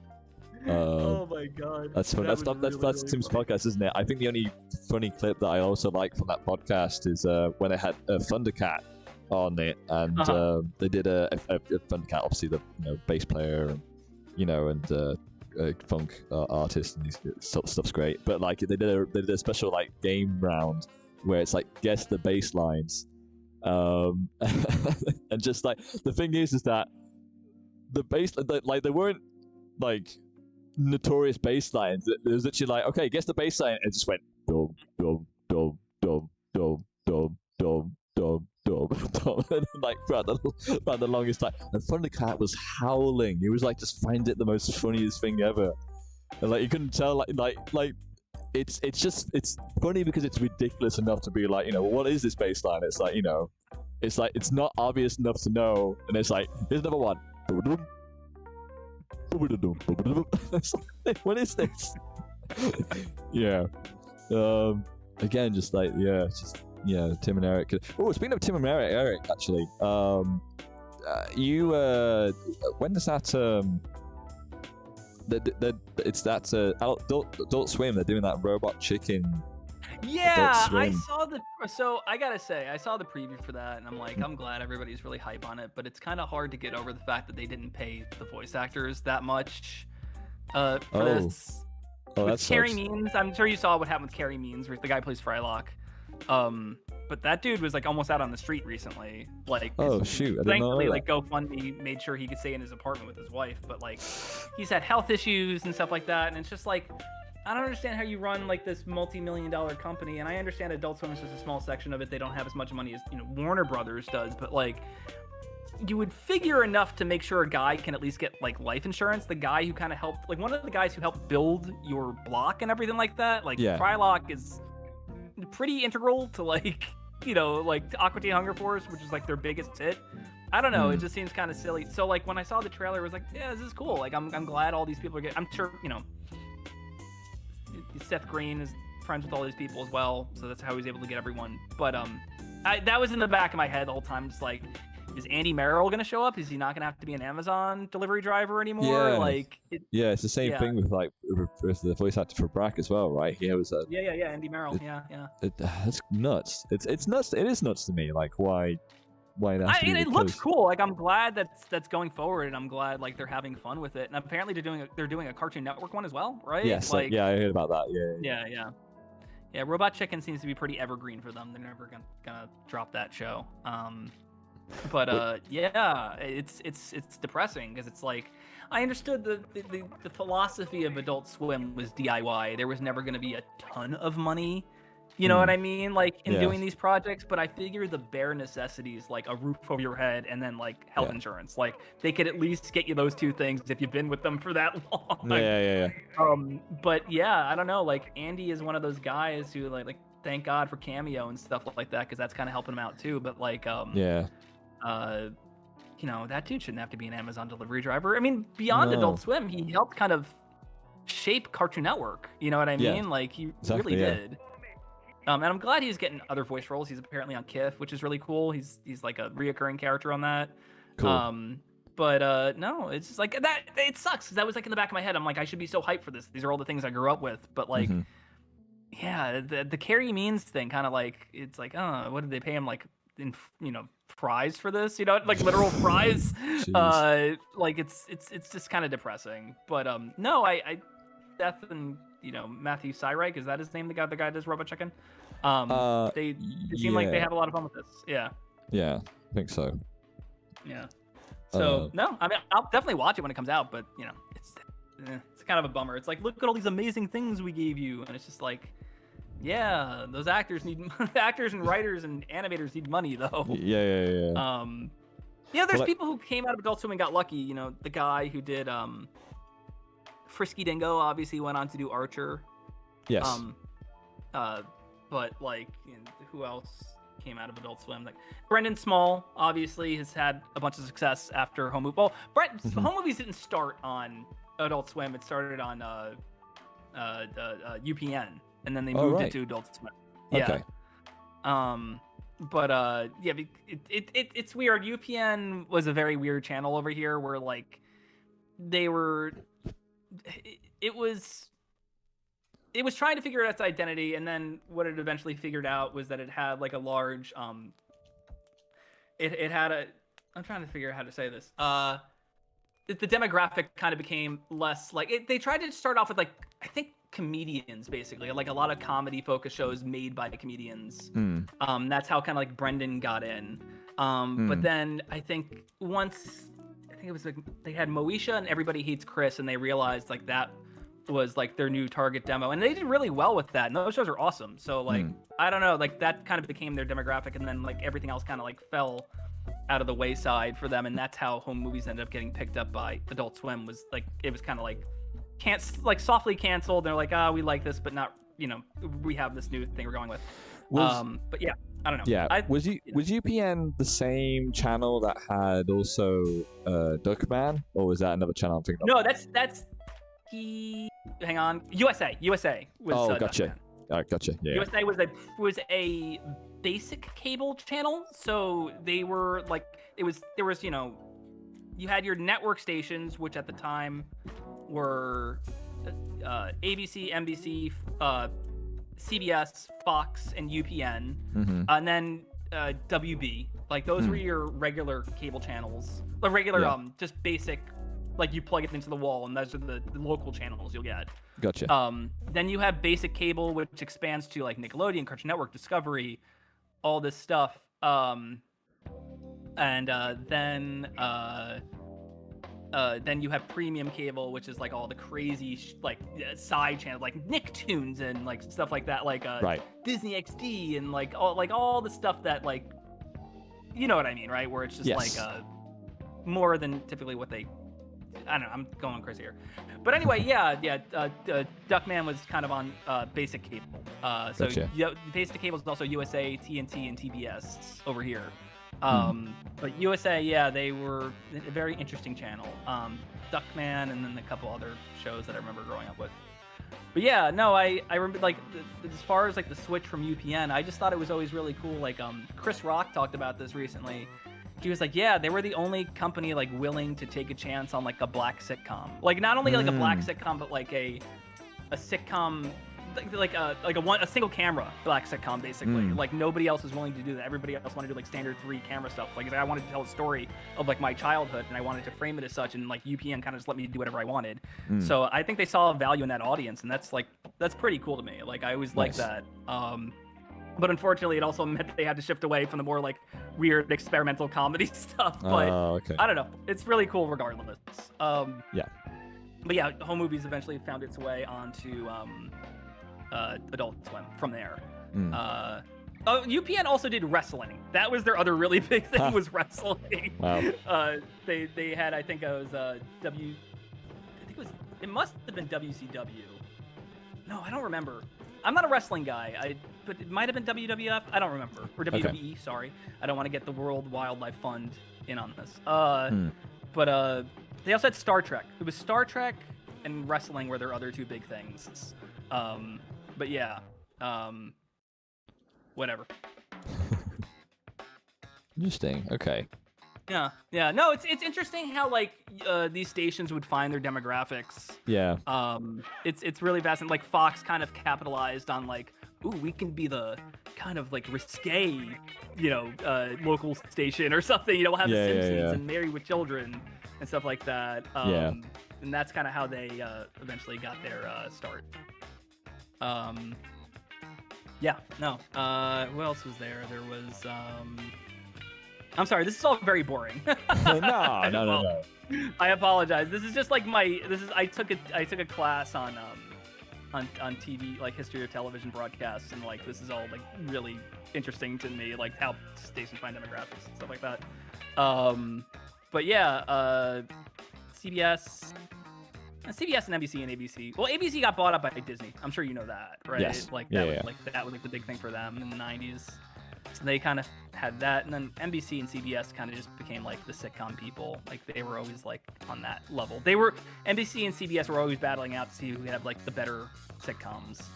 And every now and then you would get like a show like, and now they're like the change they made was really interesting, because then they shifted into what's it called? They shifted more into these like really boring police procedural shows, like because Law and Order was really big over here. Yes. Yeah. So like everything is like a boring police procedural now. CSI and whatever. What was the other one? That was really Cold Case. The Cold Case was one of them, I think. Anyway, boring. I'm sorry. I'm being nerding out about TV. I apologize. Yeah. What were we talking about again? We were talking about the Adult Swim thing, right? Yeah, we're talking about the Adult Swim and just like how some success came from it, while while others unfortunately went by the wayside. Yeah. There's a lot of Adult Swim stuff where it's just like, the series is really under budgeted and everything like that, and I just feel like at a certain point, like you need to help your station. You need to help, not station. Ugh. Sorry, my brain's broken right now. It's okay. You need to help the people that kind of build your block. You know what I mean? Like Aqua Teen was always notoriously cheap, but like certainly with the saved money, they could have helped the actors. You know what I mean? Yeah, I get you. Yeah. But the thing is, I think about the fact that you take away some of the building blocks, and it's like, unless if they wanted to move on, it's like, why would you take away like the foundations or like the people that sort of helped with the success of your network or your company? It's like, it's like, I mean, you can see it. The classic comparison is how like some game companies, it's like, Bungie is not the same as it was when it started. It's just like, it's because they let the people when they got bought by PlayStation, or some of those people wanted to move on from Halo, and then some people, like when they bought up their PlayStation, it's like they let go the people that founded the company, who realized what made it work, and it's like it's replaced with someone else, and it's almost become a different kind of Bungie than when it was started. So it's just like, it's like, it's like messing around with just sort of like people and money without even realizing like what made it work in the first place, kind of thing. It's like, why we put so much money in this? It's like, why is it not working? It's like, have you seen your team? It's like, do you know like who you helped initially with like the startings of the kind of the thing that made it work in the first place? No, you don't, because you fired them along the way, or you let them go. And it's just like, why would you? It's like, ugh. It's a lesson I'm seeing more and more anyway. It's the fact that, like, it's like, why is this game not as good as anymore? So it's like, oh, it's because they took this away. Yeah. I mean, I don't know. Adult Swim is so big now, Well, yeah. I don't know, because like do people even watch cable anymore? Like, you know what I mean? Like, have we moved streaming completely? It's a question, isn't it? It's like, how many people tune in nowadays? I mean, I think people don't realize the fact, like, how handy it can sometimes be to just turn on a television and like just channel surf, or just try and fall upon something that maybe you would never ever consider watching, but then it's like, it's like either, oh, it's on, so I might as well just watch it, or just like, oh wait, this actually looks or sounds pretty cool. I'll just take a little, like, 5 minutes, and then it's like, oh, I just ended up watching the whole thing. That was pretty good. When's the next episode on? Oh, it's at this time. Okay, I'll check it out next time. And it's like, there is there was a lot of appeal in terms of like shows that come up, and it's like, that's how also some shows got their popularity, right? They just like, they turn up at certain hours and certain days. Yeah, it's that college kid demographic, right? Or the high school kid who's staying up way too late or something like that. I remember that's how I got into like a lot of anime and everything. Yeah, exactly. Specifically from Toonami. I mean, Adult Swim also just, I mean, nothing will ever compare to being like 13 or 14 and like watching like FLCL for the first time. Like, just like it's like midnight and like everyone's asleep, and like this show that you try to explain the next day to your friends, and they're like, what are you talking about? It's that was bizarre. Like, that was such a once in a lifetime experience that I unfortunately don't think will ever happen for kids again, of just like, I was up late and this weird show came on, and you're trying to describe it, and what you're saying isn't making any sense. There's a robot, and there was a girl with the bass guitar, and she hit him in the head, and like something came out of his head, and it's just like, it feels like a fever dream. There's that fever dream kind of thing of just like, that's how you gain your audience, by airing it late at night to make you feel like, was that real? You know what I mean? Like, that's kind of how Adult Swim worked, where it's like, it was like the question of like, if what you were watching was like a real thing. It's.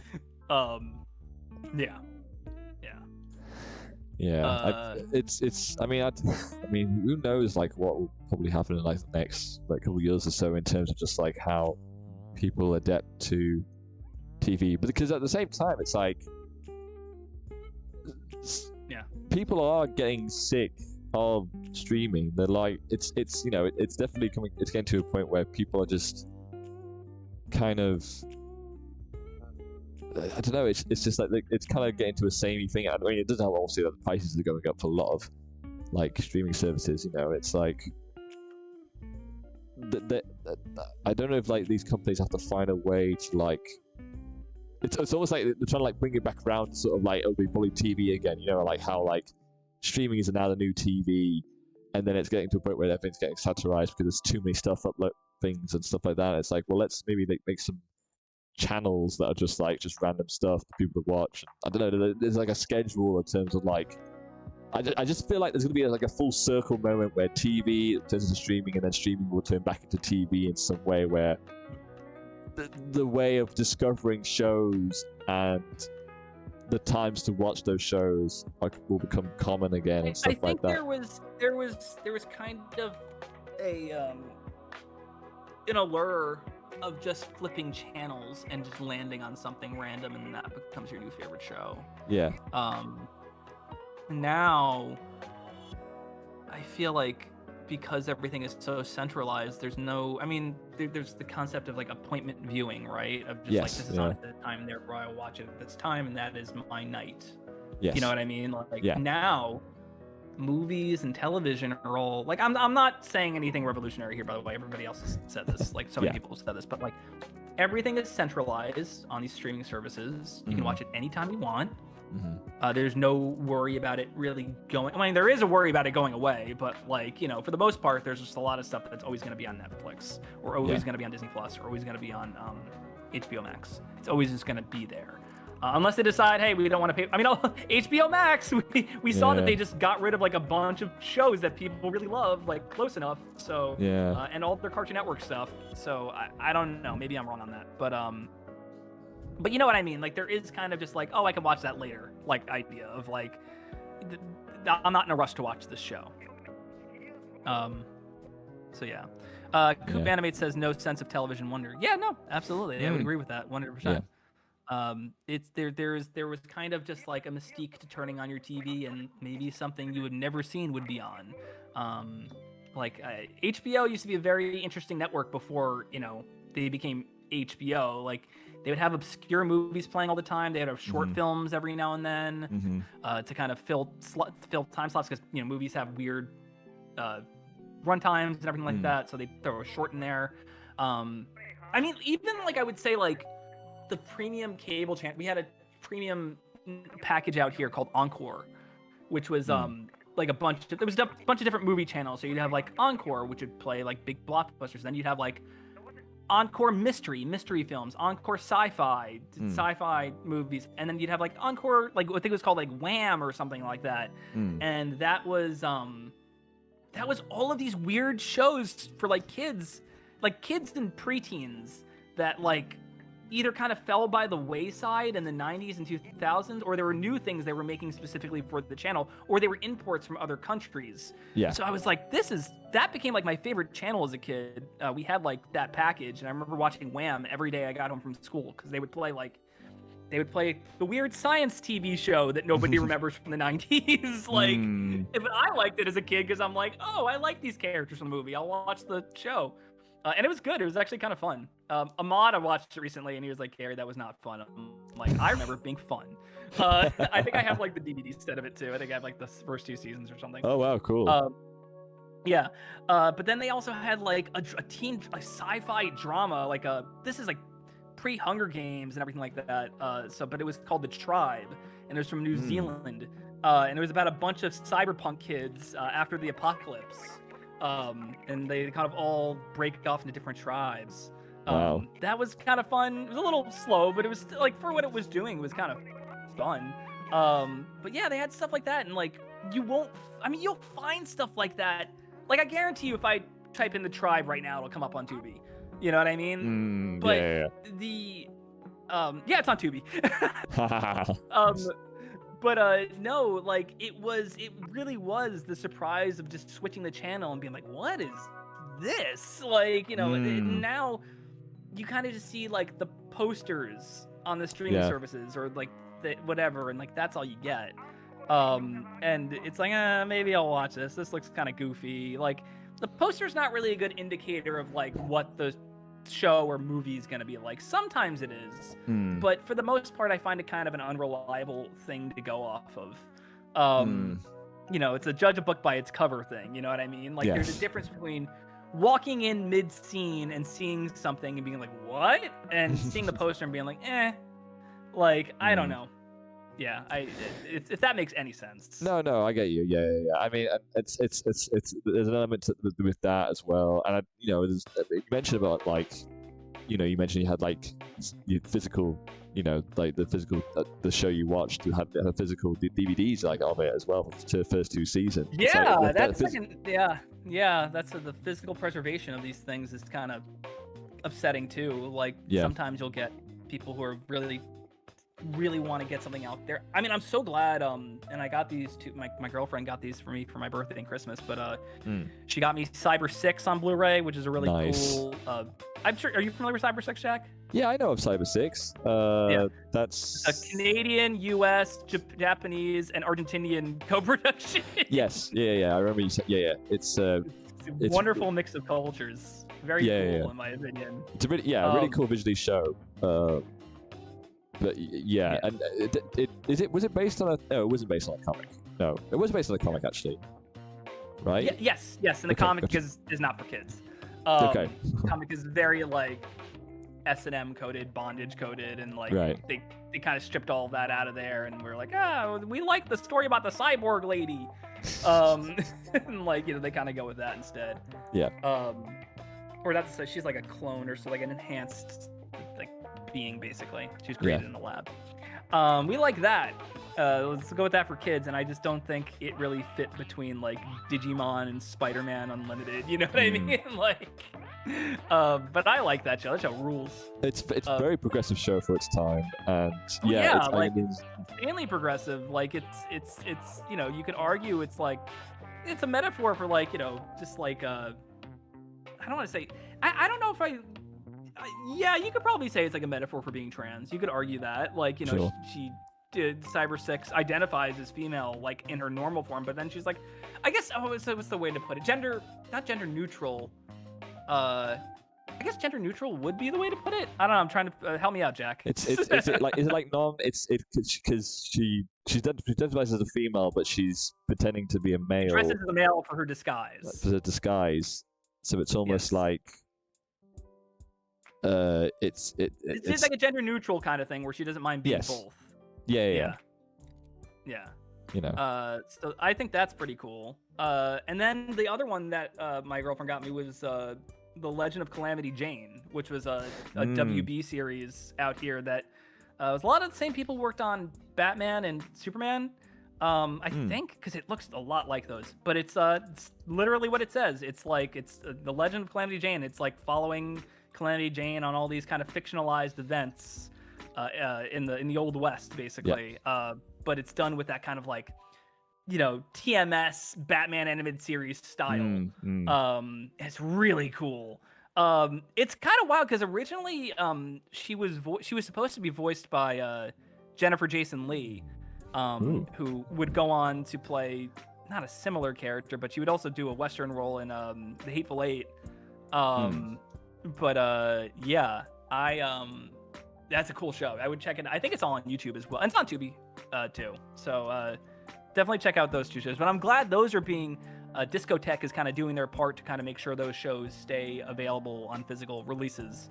And I can't imagine the rights costing much at this point. You know what I mean? Like they're kind of forgotten shows. But it is kind of getting over that hump of like, oh, we have to pay for this and manufacture this and no one's going to buy it. Yeah. And it's like, well, that's the risk you take in preserving media, but a lot of these companies aren't out to preserve media. They're out to make a buck. But I'm glad that Discotek is like, we can find a balance. You know what I mean? We know these aren't going to be huge sellers, but we can find a balance. But they matter. They'll matter to you know, not maybe like the widespread audience, but a very broad audience, because they'll be like, oh my gosh, I used to watch this, you know, and you know, it's while physical media is probably now becoming a niche, it's becoming a very significant, especially for older, I was gonna say older generations, like we're throwing ourselves to like older generations, like but no, you know, in a sense of like for people who, you know, obviously grew up with physical media and stuff like that, and it would make sense to have those shows on DVD, on and as opposed to watching it on streaming or whatever like that, you know. So it's really nice, you know. When I think about The Legend of Calamity Jane, I do think about, because I've seen episodes of that show. That show pushed some boundaries, but it was not shy about calling out like racism back then. No, yeah. So like there are some touchy subjects in there. but it's always on the right side. It always like, hey, look how it never makes inappropriate jokes about things. It always like, hey, No. this is how shit was back then, dude. Yeah, Like, yeah, it's fair. you know, everyone likes to romanticize the old west and cowboys and everything. I'm like, there's a lot of messed up stuff, man. A lot of messed up stuff. I mean, do we So have? I like that that show never overlooked that. Yeah, I think I will say. I mean, the slight humorous thing I'll say about it though is that it does make me wonder if Calamity Jane took any vitamin C, because I don't know why she's the only character who like has very mono like toned skin as opposed to the only other character. I think it's just to make her stand out. Like, Okay. she's supposed to kind of be this legend, almost like a ghost. You know what I mean? Like, Right. Okay. Yeah. That's kind of the idea, is that she's this like omnipotent force in the West. She can, obviously she's still human. She can take a shot and everything like that, but she's very much like, hey, like I'm, you know, she's supposed to be otherworldly. I think that's the idea of it. They gave her like a goth girl look, basically. Yeah. It's like the proto 2000s goth girl, even though goth was back in the emo cowboy. But anyway, Yeah, you know what I mean. Yeah, I do In know what you mean. animation specifically. Yeah. Yeah, no, it's cool. I think that's a cool touch of just making her like, she's this ghost that kind of like bounces from town to town, Sure. like stopping, you know, horrible people from doing terrible things. Yeah. She is literally a living legend, as you put it. You know what I mean? Fair enough. Like, Yeah. I get you. Yeah. It does make me also wish that we had like some version of that, of like you know, there's the DC Comics Jonah Hex character. Oh man, that movie. Oof. Well, that movie blew bad, but just that's like just Wild West Part 2. Yeah. Well, we don't talk about the movie, but they did do like a really cool animated short. I don't know if you've seen like the animated short Jonah Hex that they did for, I don't know, it was like for something, I don't know, but like they did a really cool short. Was it for DC Nation? Maybe for DC Nation, but either that for like a DVD release of a film or something like that.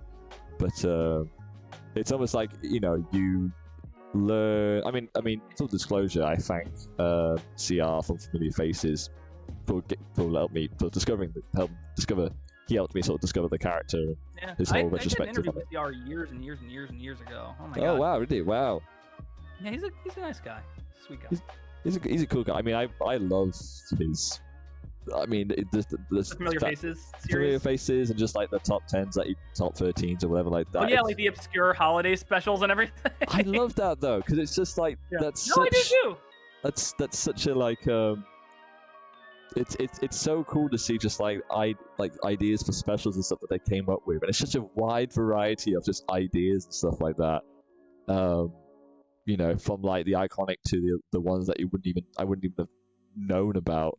And all that, like, you know, really some cool visual styles. I think about the ones, although saying that, there was one that was like the characters were basically very cheaply animated, but it had like voice cast of like Dan Aykroyd and a lot of SNL alumni. Oh, interesting. But it was like the character was just named Boy Girl, and I mean maybe Chat can help me out here actually, but like I don't know about this one. They did a Christmas special and did a Halloween special, and the characters were very like almost like created with felt tip pens kind of thing, with just like little obscure color. Night Out? Maybe. Well, maybe that's the Halloween special. One? Halloween one. Sorry. And I think the Christmas one came first, and then the Halloween one came, because the Halloween one had better animation. But it was just like the way that the characters were designed, or just, you know, the way that, especially in the Christmas special, the way they move is so like very 70s sort of like cheap animation, but it has so much appeal, you know, and especially when it comes to the voice acting as well. So, it's The Gift of Winter is the other one. Yes, I think that's the one. Gift of Winter and Witch's Night Out. Yeah. Because I feel like those are. I mean, despite not being familiar over here, they're quite. I guess they're kind of cult classic-ish. You know. Yes. Okay. I mean, I know of these now that you're saying them, but I don't see them played on TV over here a whole lot. Okay. At the time, I'm sure it was like a pretty big deal to have stuff with SNL cast in it. SNL was like cutting edge at the time. So Yes. your thing like that. There was another one with SNL people. Was Analympics also another one with SNL people in it? Maybe. I mean, I know that Analytics is. I mean, Analytics is so funny in terms of just like yeah. the crew. So yeah, yeah, you can say a lot of things about that. It's only 4 cast members. Gilda Radner is in there from SNL. Billy Crystal, who was kind of involved with SNL in the 80s. Harry Shearer, obviously from The Simpsons. Yes. But yeah, no, it's only like, and then there's Michael Freemer, who I'm not familiar with. If I click on his IMDb. Looks like he was just involved with these things. Yeah, oh, okay. He was just the guy who worked on these. Okay, but yeah, no, that's cool.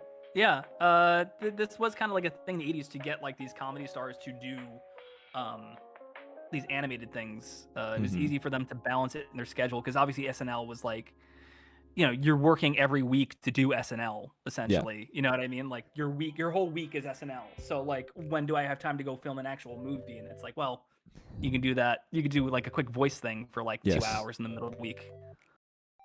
Yeah, I mean, I agree. It's just, well, I mean, it is very fascinating. Just like, the people that come up with these projects being like going on to do bigger things, But then again, at the time, it was like they would have known. They would have known that, they just did it as like a side gig or just something a bit different from what they usually did. I mean, Anime Olympics is very fascinating though, just in terms of like the team that they got, like the superstar team, like of animators that were involved. It's like crazy, right? Like so crazy. It's Roger Allers, Bill Croyer, Brad Bird. Roger Allers obviously went on to do the Lion King, direct Lion King. Obviously Brad Bird also went to The Simpsons and incredible. The director Steven Leisberger. That's it. Yeah. He obviously went on to do Tron. The soundtrack. He was the writer of. Yeah. Wow. Yeah. The soundtrack is Graham Goldman from 10cc. It's like. Oh, cool. So it's such a great soundtrack as well. Highly suggest checking out that soundtrack. So that was also kind of botched. Like the whole premiere was botched because there was no Olympics that year, right? Exactly. Because it was boycotted due to the Soviet Union, right? Yes, because it was set in Russia and Soviet Union. Wow. Yeah. And it only aired like a couple years later after it, which then made some probably jokes.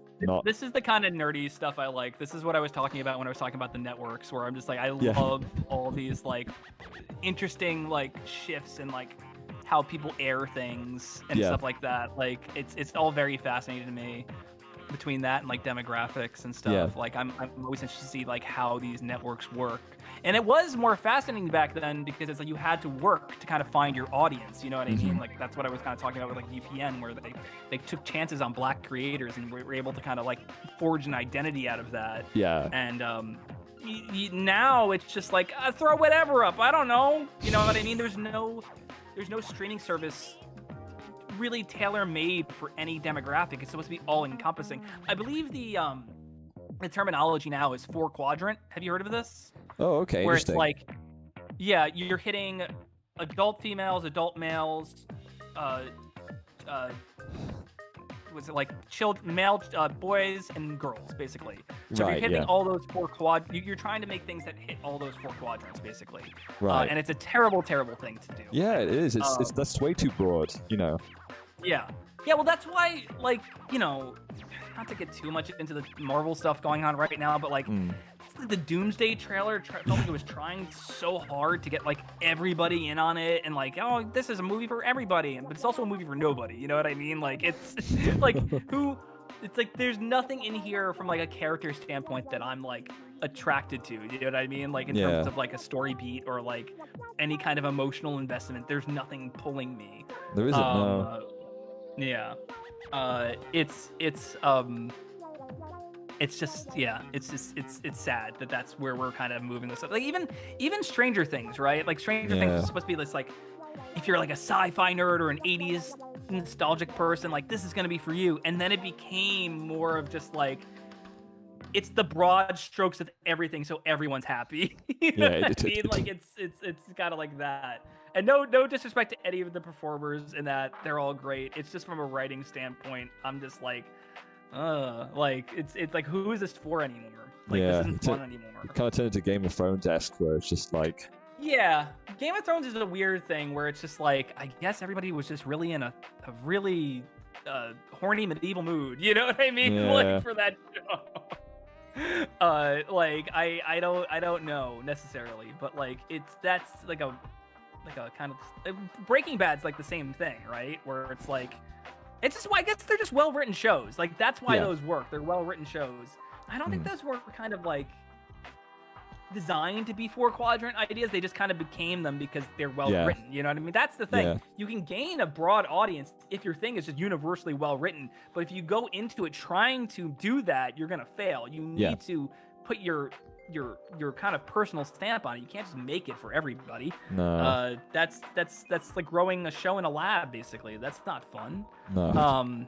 Make your experiences when your character's human. Don't make like the identity of the show just, I don't know, I'm kind of getting off track. No. It's valid. I think that's absolutely valid. You know, it's. I mean, it's. I think that's a problem in today's TV shows or things that are trying to be this grandiose thing where they see the bigger picture first as opposed to just starting like humble and small, you know, and then having that build up from there kind of thing, you know. It's like, you know, just start with those points and then like, you know, and then I mean, granted, I always think just, you know, you keep it simple first, and then, you know, usually the grandiose ideas that you want can make a bigger impact because it can definitely change the course of, it could definitely make the impact bigger because, you know, you're doing things that already such as small scale, as in like, you know, like you've got the drama there, you got the sort of like the sort of like the way the story's going, or the way that the characters and stuff like that. But it's like, you know, if you, it's a fine line between like to have that keep that intrigue and making that effect that you want, you know, and to do so you have to like, you know, you have to like sort of know where you just have to know where you want it to end and not like sort of like BS it on the way. That's why it felt with Stranger Things. Yeah, I think you have to have a vision in place for your stuff. Yeah. Like, yeah, I think you need to have like a full idea, and like with not to toot my own horn, but like I've had the idea for like how Failing Upward ends in my brain for probably since I started it. So like I know where it ends. I know what I want. I mean, the stuff in between might change, but I know where it starts and where it ends. And I know like I'll have to build kind of a track to that ending. So yeah, I think it is important to have that. Yeah, I mean, obviously I'm not going to say anything about like how the story goes and what might, you know, I can say, I know how it ends. But like I wonder, like, because the plans that we discussed for season 2, I do wonder, like, because I mean, I can't believe Cody was JC's father the entire time. He like got back in time and the weird lake house situation. Yeah. Oh my gosh, yeah. The signs were all there, guys. Did you not see the previous episodes? You know, look at the backgrounds. It was all there.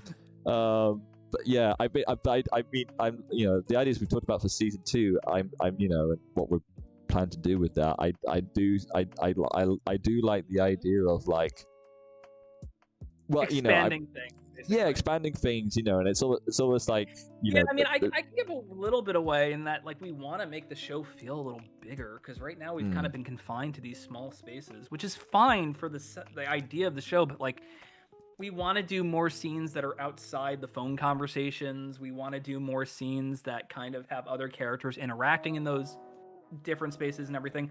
I want to do more with like JC's brothers. I want to do more with, you know, Mark and Sabrina and another character that's coming out in Cody's side and stuff like that. And like Piper, I gotta say, man, Piper got the most, like, I think just like relevance in terms of like side characters this season.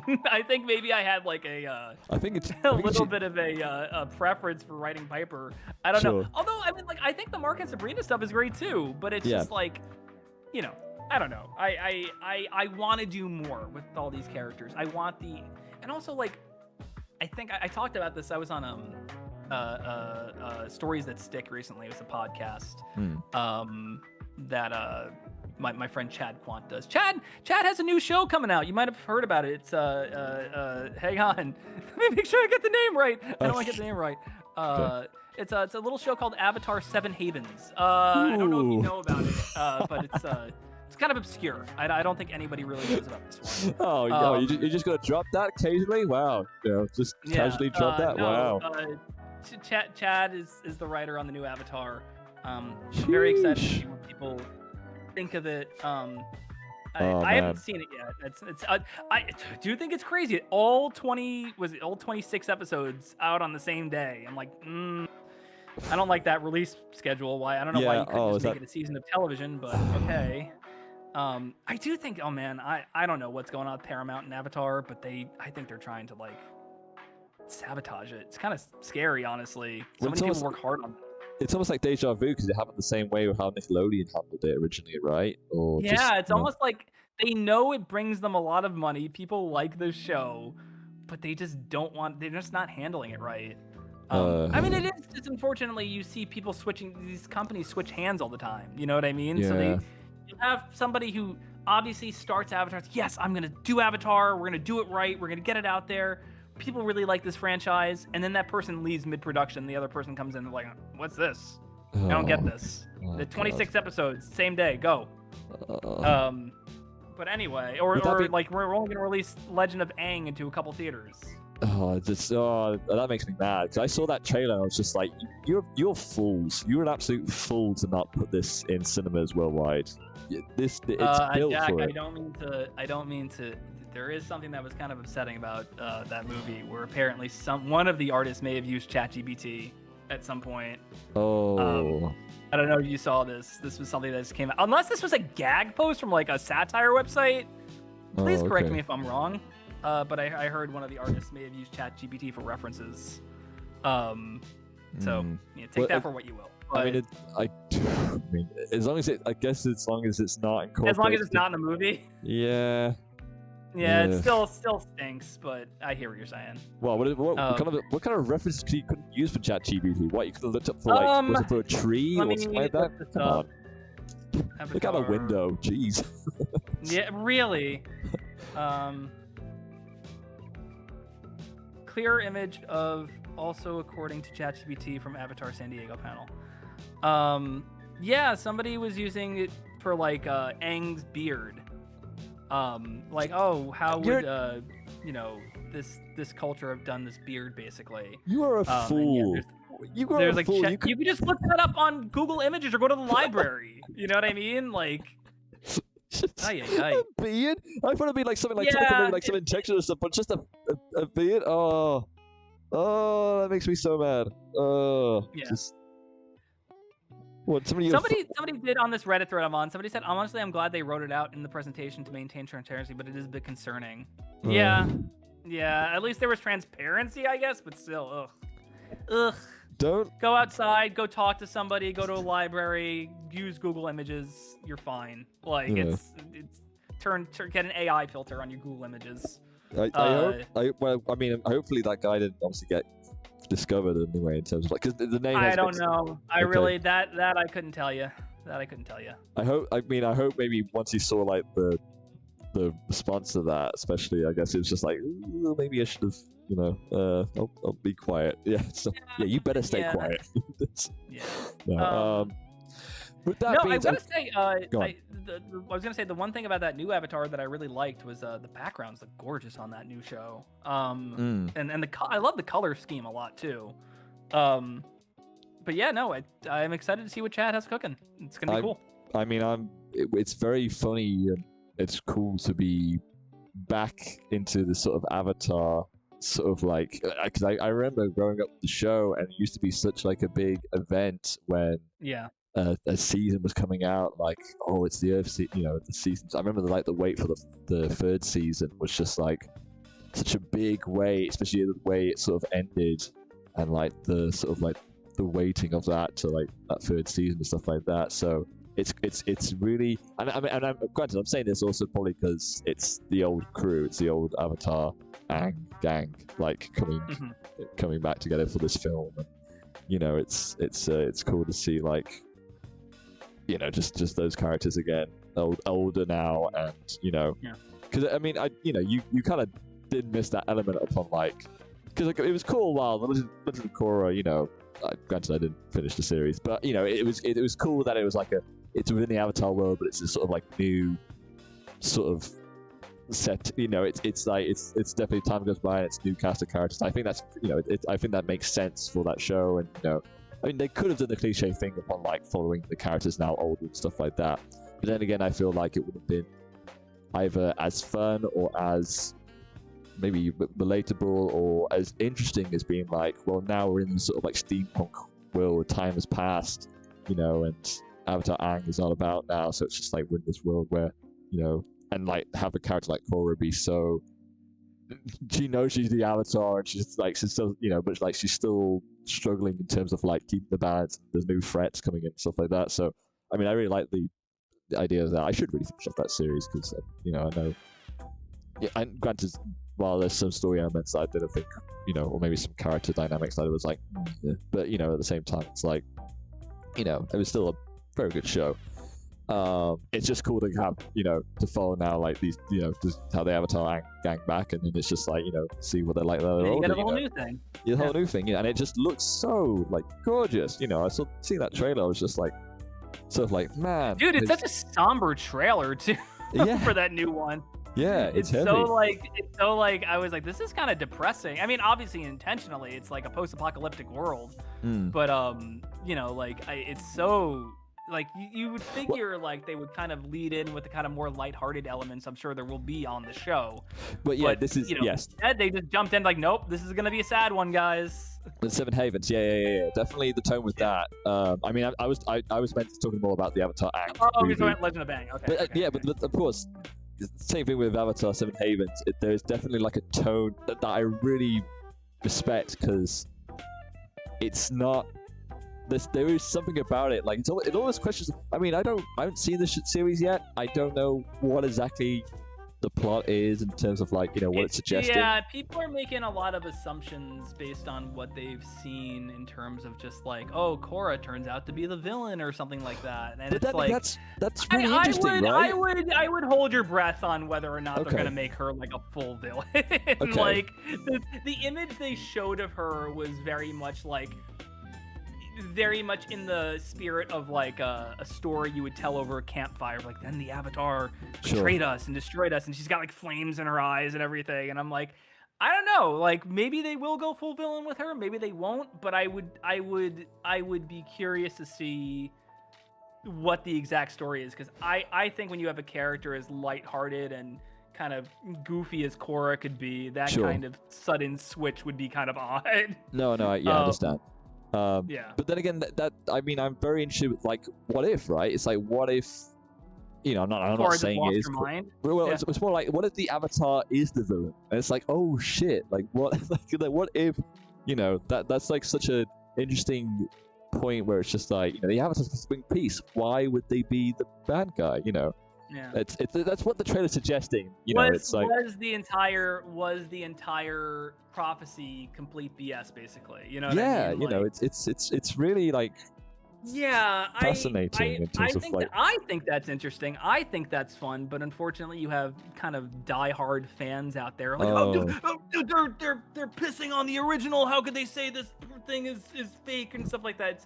It's very much like the Last of Us controversy with the Last of Us 2, you know what I mean? Where it was just like, oh, how could you? I don't want to get no spoilers, but you know, they do something obviously that pissed off a lot of fans. Yeah. It was interesting to see Donkey and Nakey Jakey had two very different takes on that. I don't know if you ever saw when they were kind of like, they didn't talk together, but they both made separate videos. Yeah. On it, and they both kind of had different ideas on how things should work. I think Jakey was more on the side of like, I don't like this, and Donkey was like, I think people are stupid and this is good. And I found that very fascinating. That was like a very civil discussion that wasn't like an actual discussion. Sure. Yeah. I don't think neither of. I mean, I can't remember. I remember Jakey's video more than donkeys. But like in terms of like their opinions on it, I don't think either are wrong. In the sense of just like, you know, they're both correct. No, in and their... that's what these kind of story beats are. They're supposed to make you think. You know what I mean? Like they're supposed to be like, oh, well, did I like the way they did that and stuff like that? Like, does this work? You know what I mean? Yes, but I think we do have to take chances like that. You know what I mean? Like you do have to push. That's the only way you get further in a story, right? Is if you change the formula a little bit. Well, it's more like you have to try challenging it kind of thing, you know. I mean, and it might cause controversy in terms of like what fans think, but at the same time, it's like, especially when people are basing just that little information about Korra might be evil just on that small snippet in that one trailer. Frame. It's like wait, well, check out the show, see how it goes. You know, it's you know, it's just, you know, based upon that. Yeah, I think there's gonna be more to it than we're seeing, even if it's not in one direction. There's gonna be some kind of, it's gonna be a little more nuanced than you might believe. Yeah, you know. But it also plays with the idea of myth. You know what I mean? Of just like, this is how we are telling the story, and this is how we've told it for years and years and years. Yeah. Is there more that we're not seeing? You know what I mean? Like and that goes both ways. It goes to the, you know, the legend of the prophet, you know, the legend of the Avatar, and then like this new legend where the Avatar betrayed us. Yes. So I think interesting setup, right? Like at the very least, people are talking about it one way or another. Yeah. It generated chat. You know, like I just think people need to wait and see how things are. Yeah. No, I agree. Man, at least you're getting continuations. I was thinking the other day, Jack, when you were a kid and a show was canceled, you didn't realize it was canceled. You know what I mean? You thought there were going to be more episodes eventually. You know, like it's crazy to think now that we have these reboots and everything, and it's like, oh, this thing you like is coming back. Like, we didn't get I will still be scarred as forever as a child. The last episode of Sonic Sat AM, the one with the freedom fighters and everything. Yeah. And how that never got, you know, its proper ending. You know what I mean? Like, it never really achieved its proper ending and what the writers wanted to do and everything.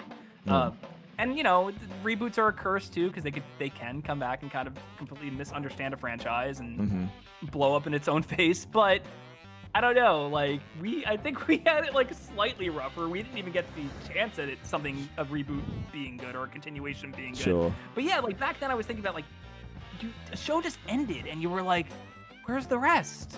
I don't understand. Like, your child brain doesn't comprehend how networks work. You know what I mean? It's just like, I don't get it. What's this new one? Why do they have instruments? Why are they singing in Sonic? I don't understand what's going on. It's ironic because that's probably my introduction to Sonic in some ways. That you and my friend were both introduced to Sonic the same way, and I'm surprised that you both still like Sonic. I didn't hate Underground when I found it. I was getting into music, and I was like, this could be kind of fun. And then I watched it, I'm like, this is boring, man. This is not for me. I like the design for Manic. I give it that. Okay, funny. Yeah. Yeah. I mean, I have plushies from Denny's as well. I bought those on eBay when I was a kid. Oh, that's hilarious. I mean, for the record, it was the video games first, then the show. But like, you know. Yeah. It was. Okay. Fair. So it was like Sonic Adventure then. Yeah, I think it was just seeing Sonic Adventure, or like my one of my cousins had like or niece like had a Dreamcast. Like one of them was Sonic Adventure, and just seeing the stuff in that game and just being like this cool character on the front. You know, I mean, I still stand to this day that in terms of design, especially of more, you know, it's like Sonic is just like the perfect, like, great character design in terms of a video game character, just, you know, as a character itself. So it's up there, you know. But which is probably why it attracted me more than like Mario. But like I knew Mario was great too, so it's just like, but like Sonic had that certain edge in terms of its design where I would have more fun drawing Mario. This has been discussed multiple times of how Sonic kind of comes in and like Mario is like, oh, he's so like a Disney cartoon, you know, he's like a little Italian plumber. Then Sonic comes like, I'm the bad boy, I'm cool. And it just completely blows Mario out of the water design wise. So I totally understand what you're saying. It's like the Looney. It's like Mario is very much like a Walt Disney creation, and then Sonic is like Looney Tunes. You know what I mean? Like it's the edgier kind of cartoon. It's the classic thing of like Mickey Mouse and Bugs Bunny. No one wants to be Mickey Mouse compared to the two. It's like Bugs Bunny was the one with the There's that really, as I say, as I look at my Runaway Brain poster on the wall. Nobody wants to be. What was it to say? There's the SNL sketch where like Mickey takes the kids into like the vault, and it's like all the horrors of the Disney vault, like all the things that are locked in there and stuff. Yeah. And the Mickey is trying to reach her. It's like, hey, come on, we've had a lot of funny adventures, right? And then the kid's like, you're supposed to be funny. Oh, jeez. But yeah, I totally understand what you're saying, Jack. Very. Well, eventually everybody wants to look funny. Yeah. I mean, you know, it's good. When Mickey gets some bite, it does. I mean, you know, I think some of those older short films when Mickey has some bite. I think they're just cool to look at. I think, and there are he has characteristics in those. He's very like happy-go-lucky and whimsy. Like I see the characteristic, but like Bugs Bunny is like legitimately funny, mostly because he can talk and you can understand what he's saying, like not like all the time. Whereas Mickey, it's like. Sounded a little weird there. I couldn't quite make out what he said. So high pitched. Yeah. But no, I think Mickey. I think obviously when you get to modern, like I think the 80s, 90s, and beyond, there is just like an evolution of what do we do with Mickey, and Runaway Brain was one of those things where it's just like let's put him on a really scary adventure. Yeah. It's making him kind of like a slacker. He's like, it's so funny because like I rewatched that short like last year I think, and Mickey. It kind of comes across as like, you know, not that he's dressed or even designed in any way, but like him playing video games and ignoring Minnie, is very Gen X slackery. You know what I mean? It's just like, oh, my girlfriend wants to do this thing and I got to get money. I'm broke. You know, like that interesting way to poise him. And then you get to like, you know, the rudish stuff and he's just like a maniac and it's great. Like, I think, yeah. I love the Paul Rudish shorts. Paul Rudish in general is such a great story. Well, I mean, obviously he worked alongside Gendy stuff, and you know, and in that sort of group with Craig McCracken and stuff like that, Powerpuff Girls and stuff like that, where it was just he's such. I mean, I remember in the sort of behind the scenes of the Star Wars Clone Wars stuff, where I can tell from his like. When he's talking about it, and his character's like he's so passionate about Star Wars, or when it's just like being funny and stuff like that, the creative wise, and from behind the show and stuff like that, you can tell like he's got such a knack in terms of like realizing getting the characters. He's very like he's like a very like quiet guy too, from what I've heard. Like he's very like because really? You think of like Gendy and Craig and even I think Rob and Zeddy, they're all like very public facing and they're always on social media and everything. Paul seems to be like, I just want to make my cartoons. Like I don't need to do all this like social media stuff. Which is good. I like that. That's cool. I mean, it's funny because like, you know. I would love to see him like see what else like because really he's just like done stuff that's just like all of his stuff that he's worked on has been mostly like pretty big hits or like in terms of like you know it's I mean granted it's all with mostly related to like Gendy stuff and you know but like after all the Clone Wars he went on to do rather it's after the Symbiotic Titan stuff it was literally got the Mickey Mouse gig and it's just like he went on from there. Rode that like into the sunset basically. Yeah. And here I am still. Yeah. I'm sure he'll come out with new stuff eventually. Like who knows? I'm still waiting for that free dog band series. Oh, that was him, huh? I think that was him, right? That was like his short that he did for the yes, it was Free Dog Band. Yeah, for the Cartoon Institute. Sure. I love that short. Because the characters and like the music and stuff like that is great. The track itself sounds like a Chromeo like track. It was Craig and Rudish. It was McCracken and Rudish. Oh, was it? Okay, cool. Directed it, yeah, and then Paul created it, obviously. Right, gotcha. Okay. Looking at the cast too, it's all what do you got here? It's first of all, Three Dog Band is the name of the group that does all the music as well, which is cool. Okay. So I'm assuming that is Paul doing music. Oh, sick! Do you think he's doing the soundtrack as well? Like, hang on, I need to see because I just see Three Dog Band, and yeah, I don't know. I don't know too much about that show. I've seen it like a couple times. I don't know too much of the production, but it's like, it's all your classic voice actor: D. Bradley Baker, Jeff Bennett, John DiMaggio, Phil Lamar. So like, it's a pretty good cast too. That I think it would have been great. Oh, man, I just wish they had like a middle point between Cartoon Network and Adult Swim. I think we've talked about this before. Like, there should be like a teen Cartoon Network kind of thing, and they had that for a while with Regular Show and Adventure Time. It did feel like this is for kind of like high schoolers and early college kids, and Adult Swim is more for like the stoners at like midnight. You know what I mean? Like, but yeah, it's I don't know if it would have. This is Three Dog Band Cartoon Institute? Yes, that's one of the shorts that they did. Yeah. When I was talking with Chad, the guy who does doing Avatar: The Seven Havens, he was talking about how he like saw so many cool pilots that came through the Cartoon Institute, and Regular Show was like the only one that survived. Wow. And he was like, I love Regular Show, but it's kind of sad how many kind of came out, and Regular Show was the only one that got out the other end. Although I don't was Robotomy Cartoon Institute as well? Ooh, good question. Maybe. Yeah. But that was a series, right? That turned into a series. Very short-lived series, yes. It counts. Came out in 2010. Yeah, that's a shame.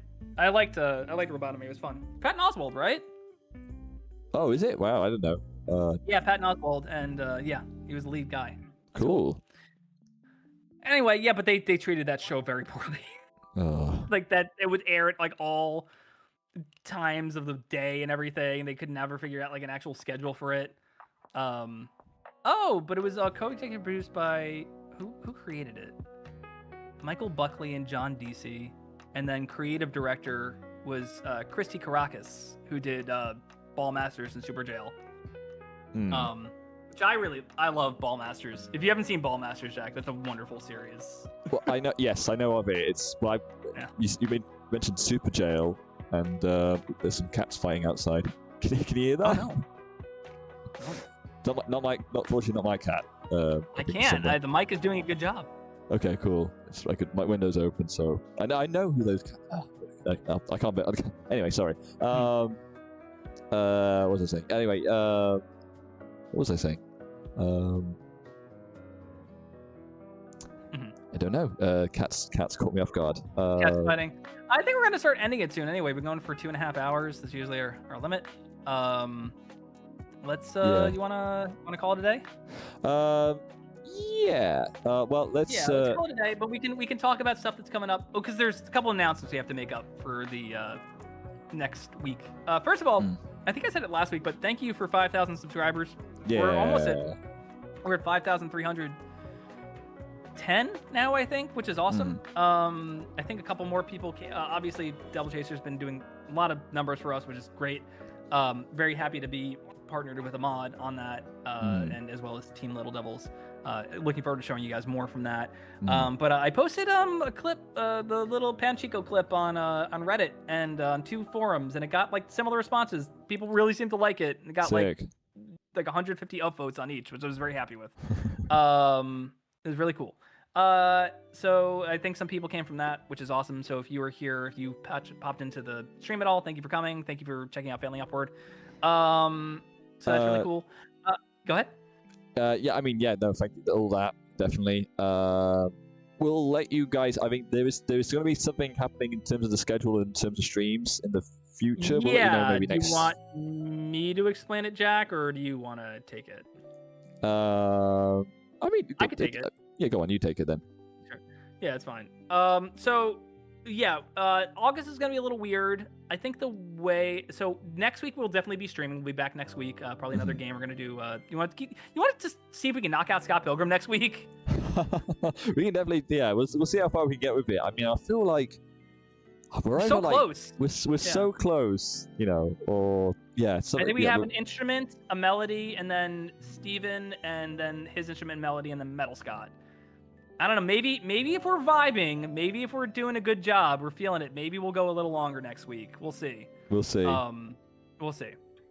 But then the week after that's still kind of up in the air because Jack will be traveling the day after the stream, so we want to make sure he gets some sleep.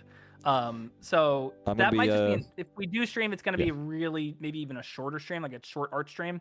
But we'll see. And then the next 2 weeks after that, Jack will be gone, but he'll be back a little before me. But I'm going to be gone those next 2 weeks as well. I'm going to be in Italy. Jack, you were going to be in Spain, correct? Yes. Yeah, I'll be in Spain. It's family holiday. I'll be in Spain. I won't come back until like 21st. Oh my God, the cats are going mental out there. Jeepers, guys. Yeah, I think the 23rd is when that's Sunday. I will not be back to the 29th, which is the Sunday after that, and then I don't think I'm going to be up for stream. I'll probably be back too late to stream. So I would expect to see us back like middle of August. We're going to leave, and then probably be back at the start of September. And we'll continue from there. Yes. But yeah, I'm gonna try to get out like a little channel update on what we're doing. Yeah, we got news about Starstruck and other things. Got, obviously we're working on Failing Upward still. Yeah, we're gonna keep doing these streams. It's actually pretty good today. The average view duration is much longer than I was expecting it to be, but that's cool. Oh, nice. Yeah. So I mean, this was a pretty casual stream, and we haven't finished. We're like a third of the way into this. I mean, I'm still playing it out and stuff like that. It's yeah, this will probably take 3 streams to finish. What'd you say? I'm just looking back at the playback.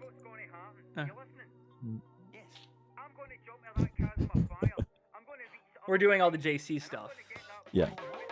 Okay. That's as far as we got anyway. We'll hopefully it's getting there.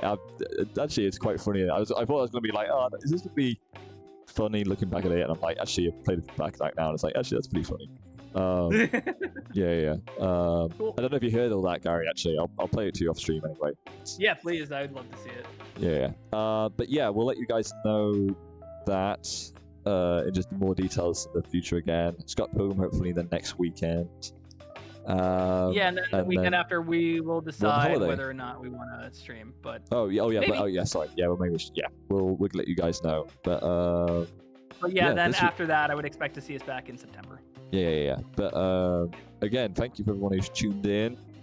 This was cool. This was chill. This was fun. I know I was. This is fun. I like talking about network stuff. It was cool. And I never really get to talk about like that kind of stuff. So we don't. It's something I nerd out over. By the way, if you guys if you guys are interested in that kind of thing, there's a wonderful YouTube channel called Channel Surfer. Surfer spelled SERFER. Channel Surfer. And he goes over all of the different kind of like blocks that channels have made over the years. He did an entire one about must-see TV for NBC that's really good. And he also, I believe, does he also go into like movie studios? I think he does that as well. Cool. He goes into like movie studios and how they've gone about their time and stuff. But wonderful channel. His stuff is really good. That's kind of what sparked my interest back in it again after kind of taking that class in college. Anyway, patreon.com/waybackstudios. Please support us if you want to see more Failing Upward, or see Failing Upward get done faster. We would love to do that. We just got to get the funds for it, obviously. Please sign up for $2. You get your name in the credits, and then $5 gets you behind the scenes looks at everything, including commentaries and keyframe and animation previews as well. Anything else, Jack? That's about it, right? I think we're good, my man. Thanks again for everyone who tuned in. Look forward to hopefully more progress on this next drawing stream anyway. It's going to take a little bit of time, but this is all roughs. We're going to figure out the rest of it next time also. But it's cool. We're basically almost like animating or rather we're doing animatic and stuff like that. So this is how it's pretty much. It's a lot of fun. This is TV Paint. This is the stuff I animate in, and this is how the show is pretty much done as well. So it's cool showing the behind the scenes of this as well. But except we're doing animate bits, so hopefully more progress next time as well. And until then, please tune in next time. And thanks again for checking out the stream. All right. Cool. All right. Have a good one, guys. Bye. Bye bye.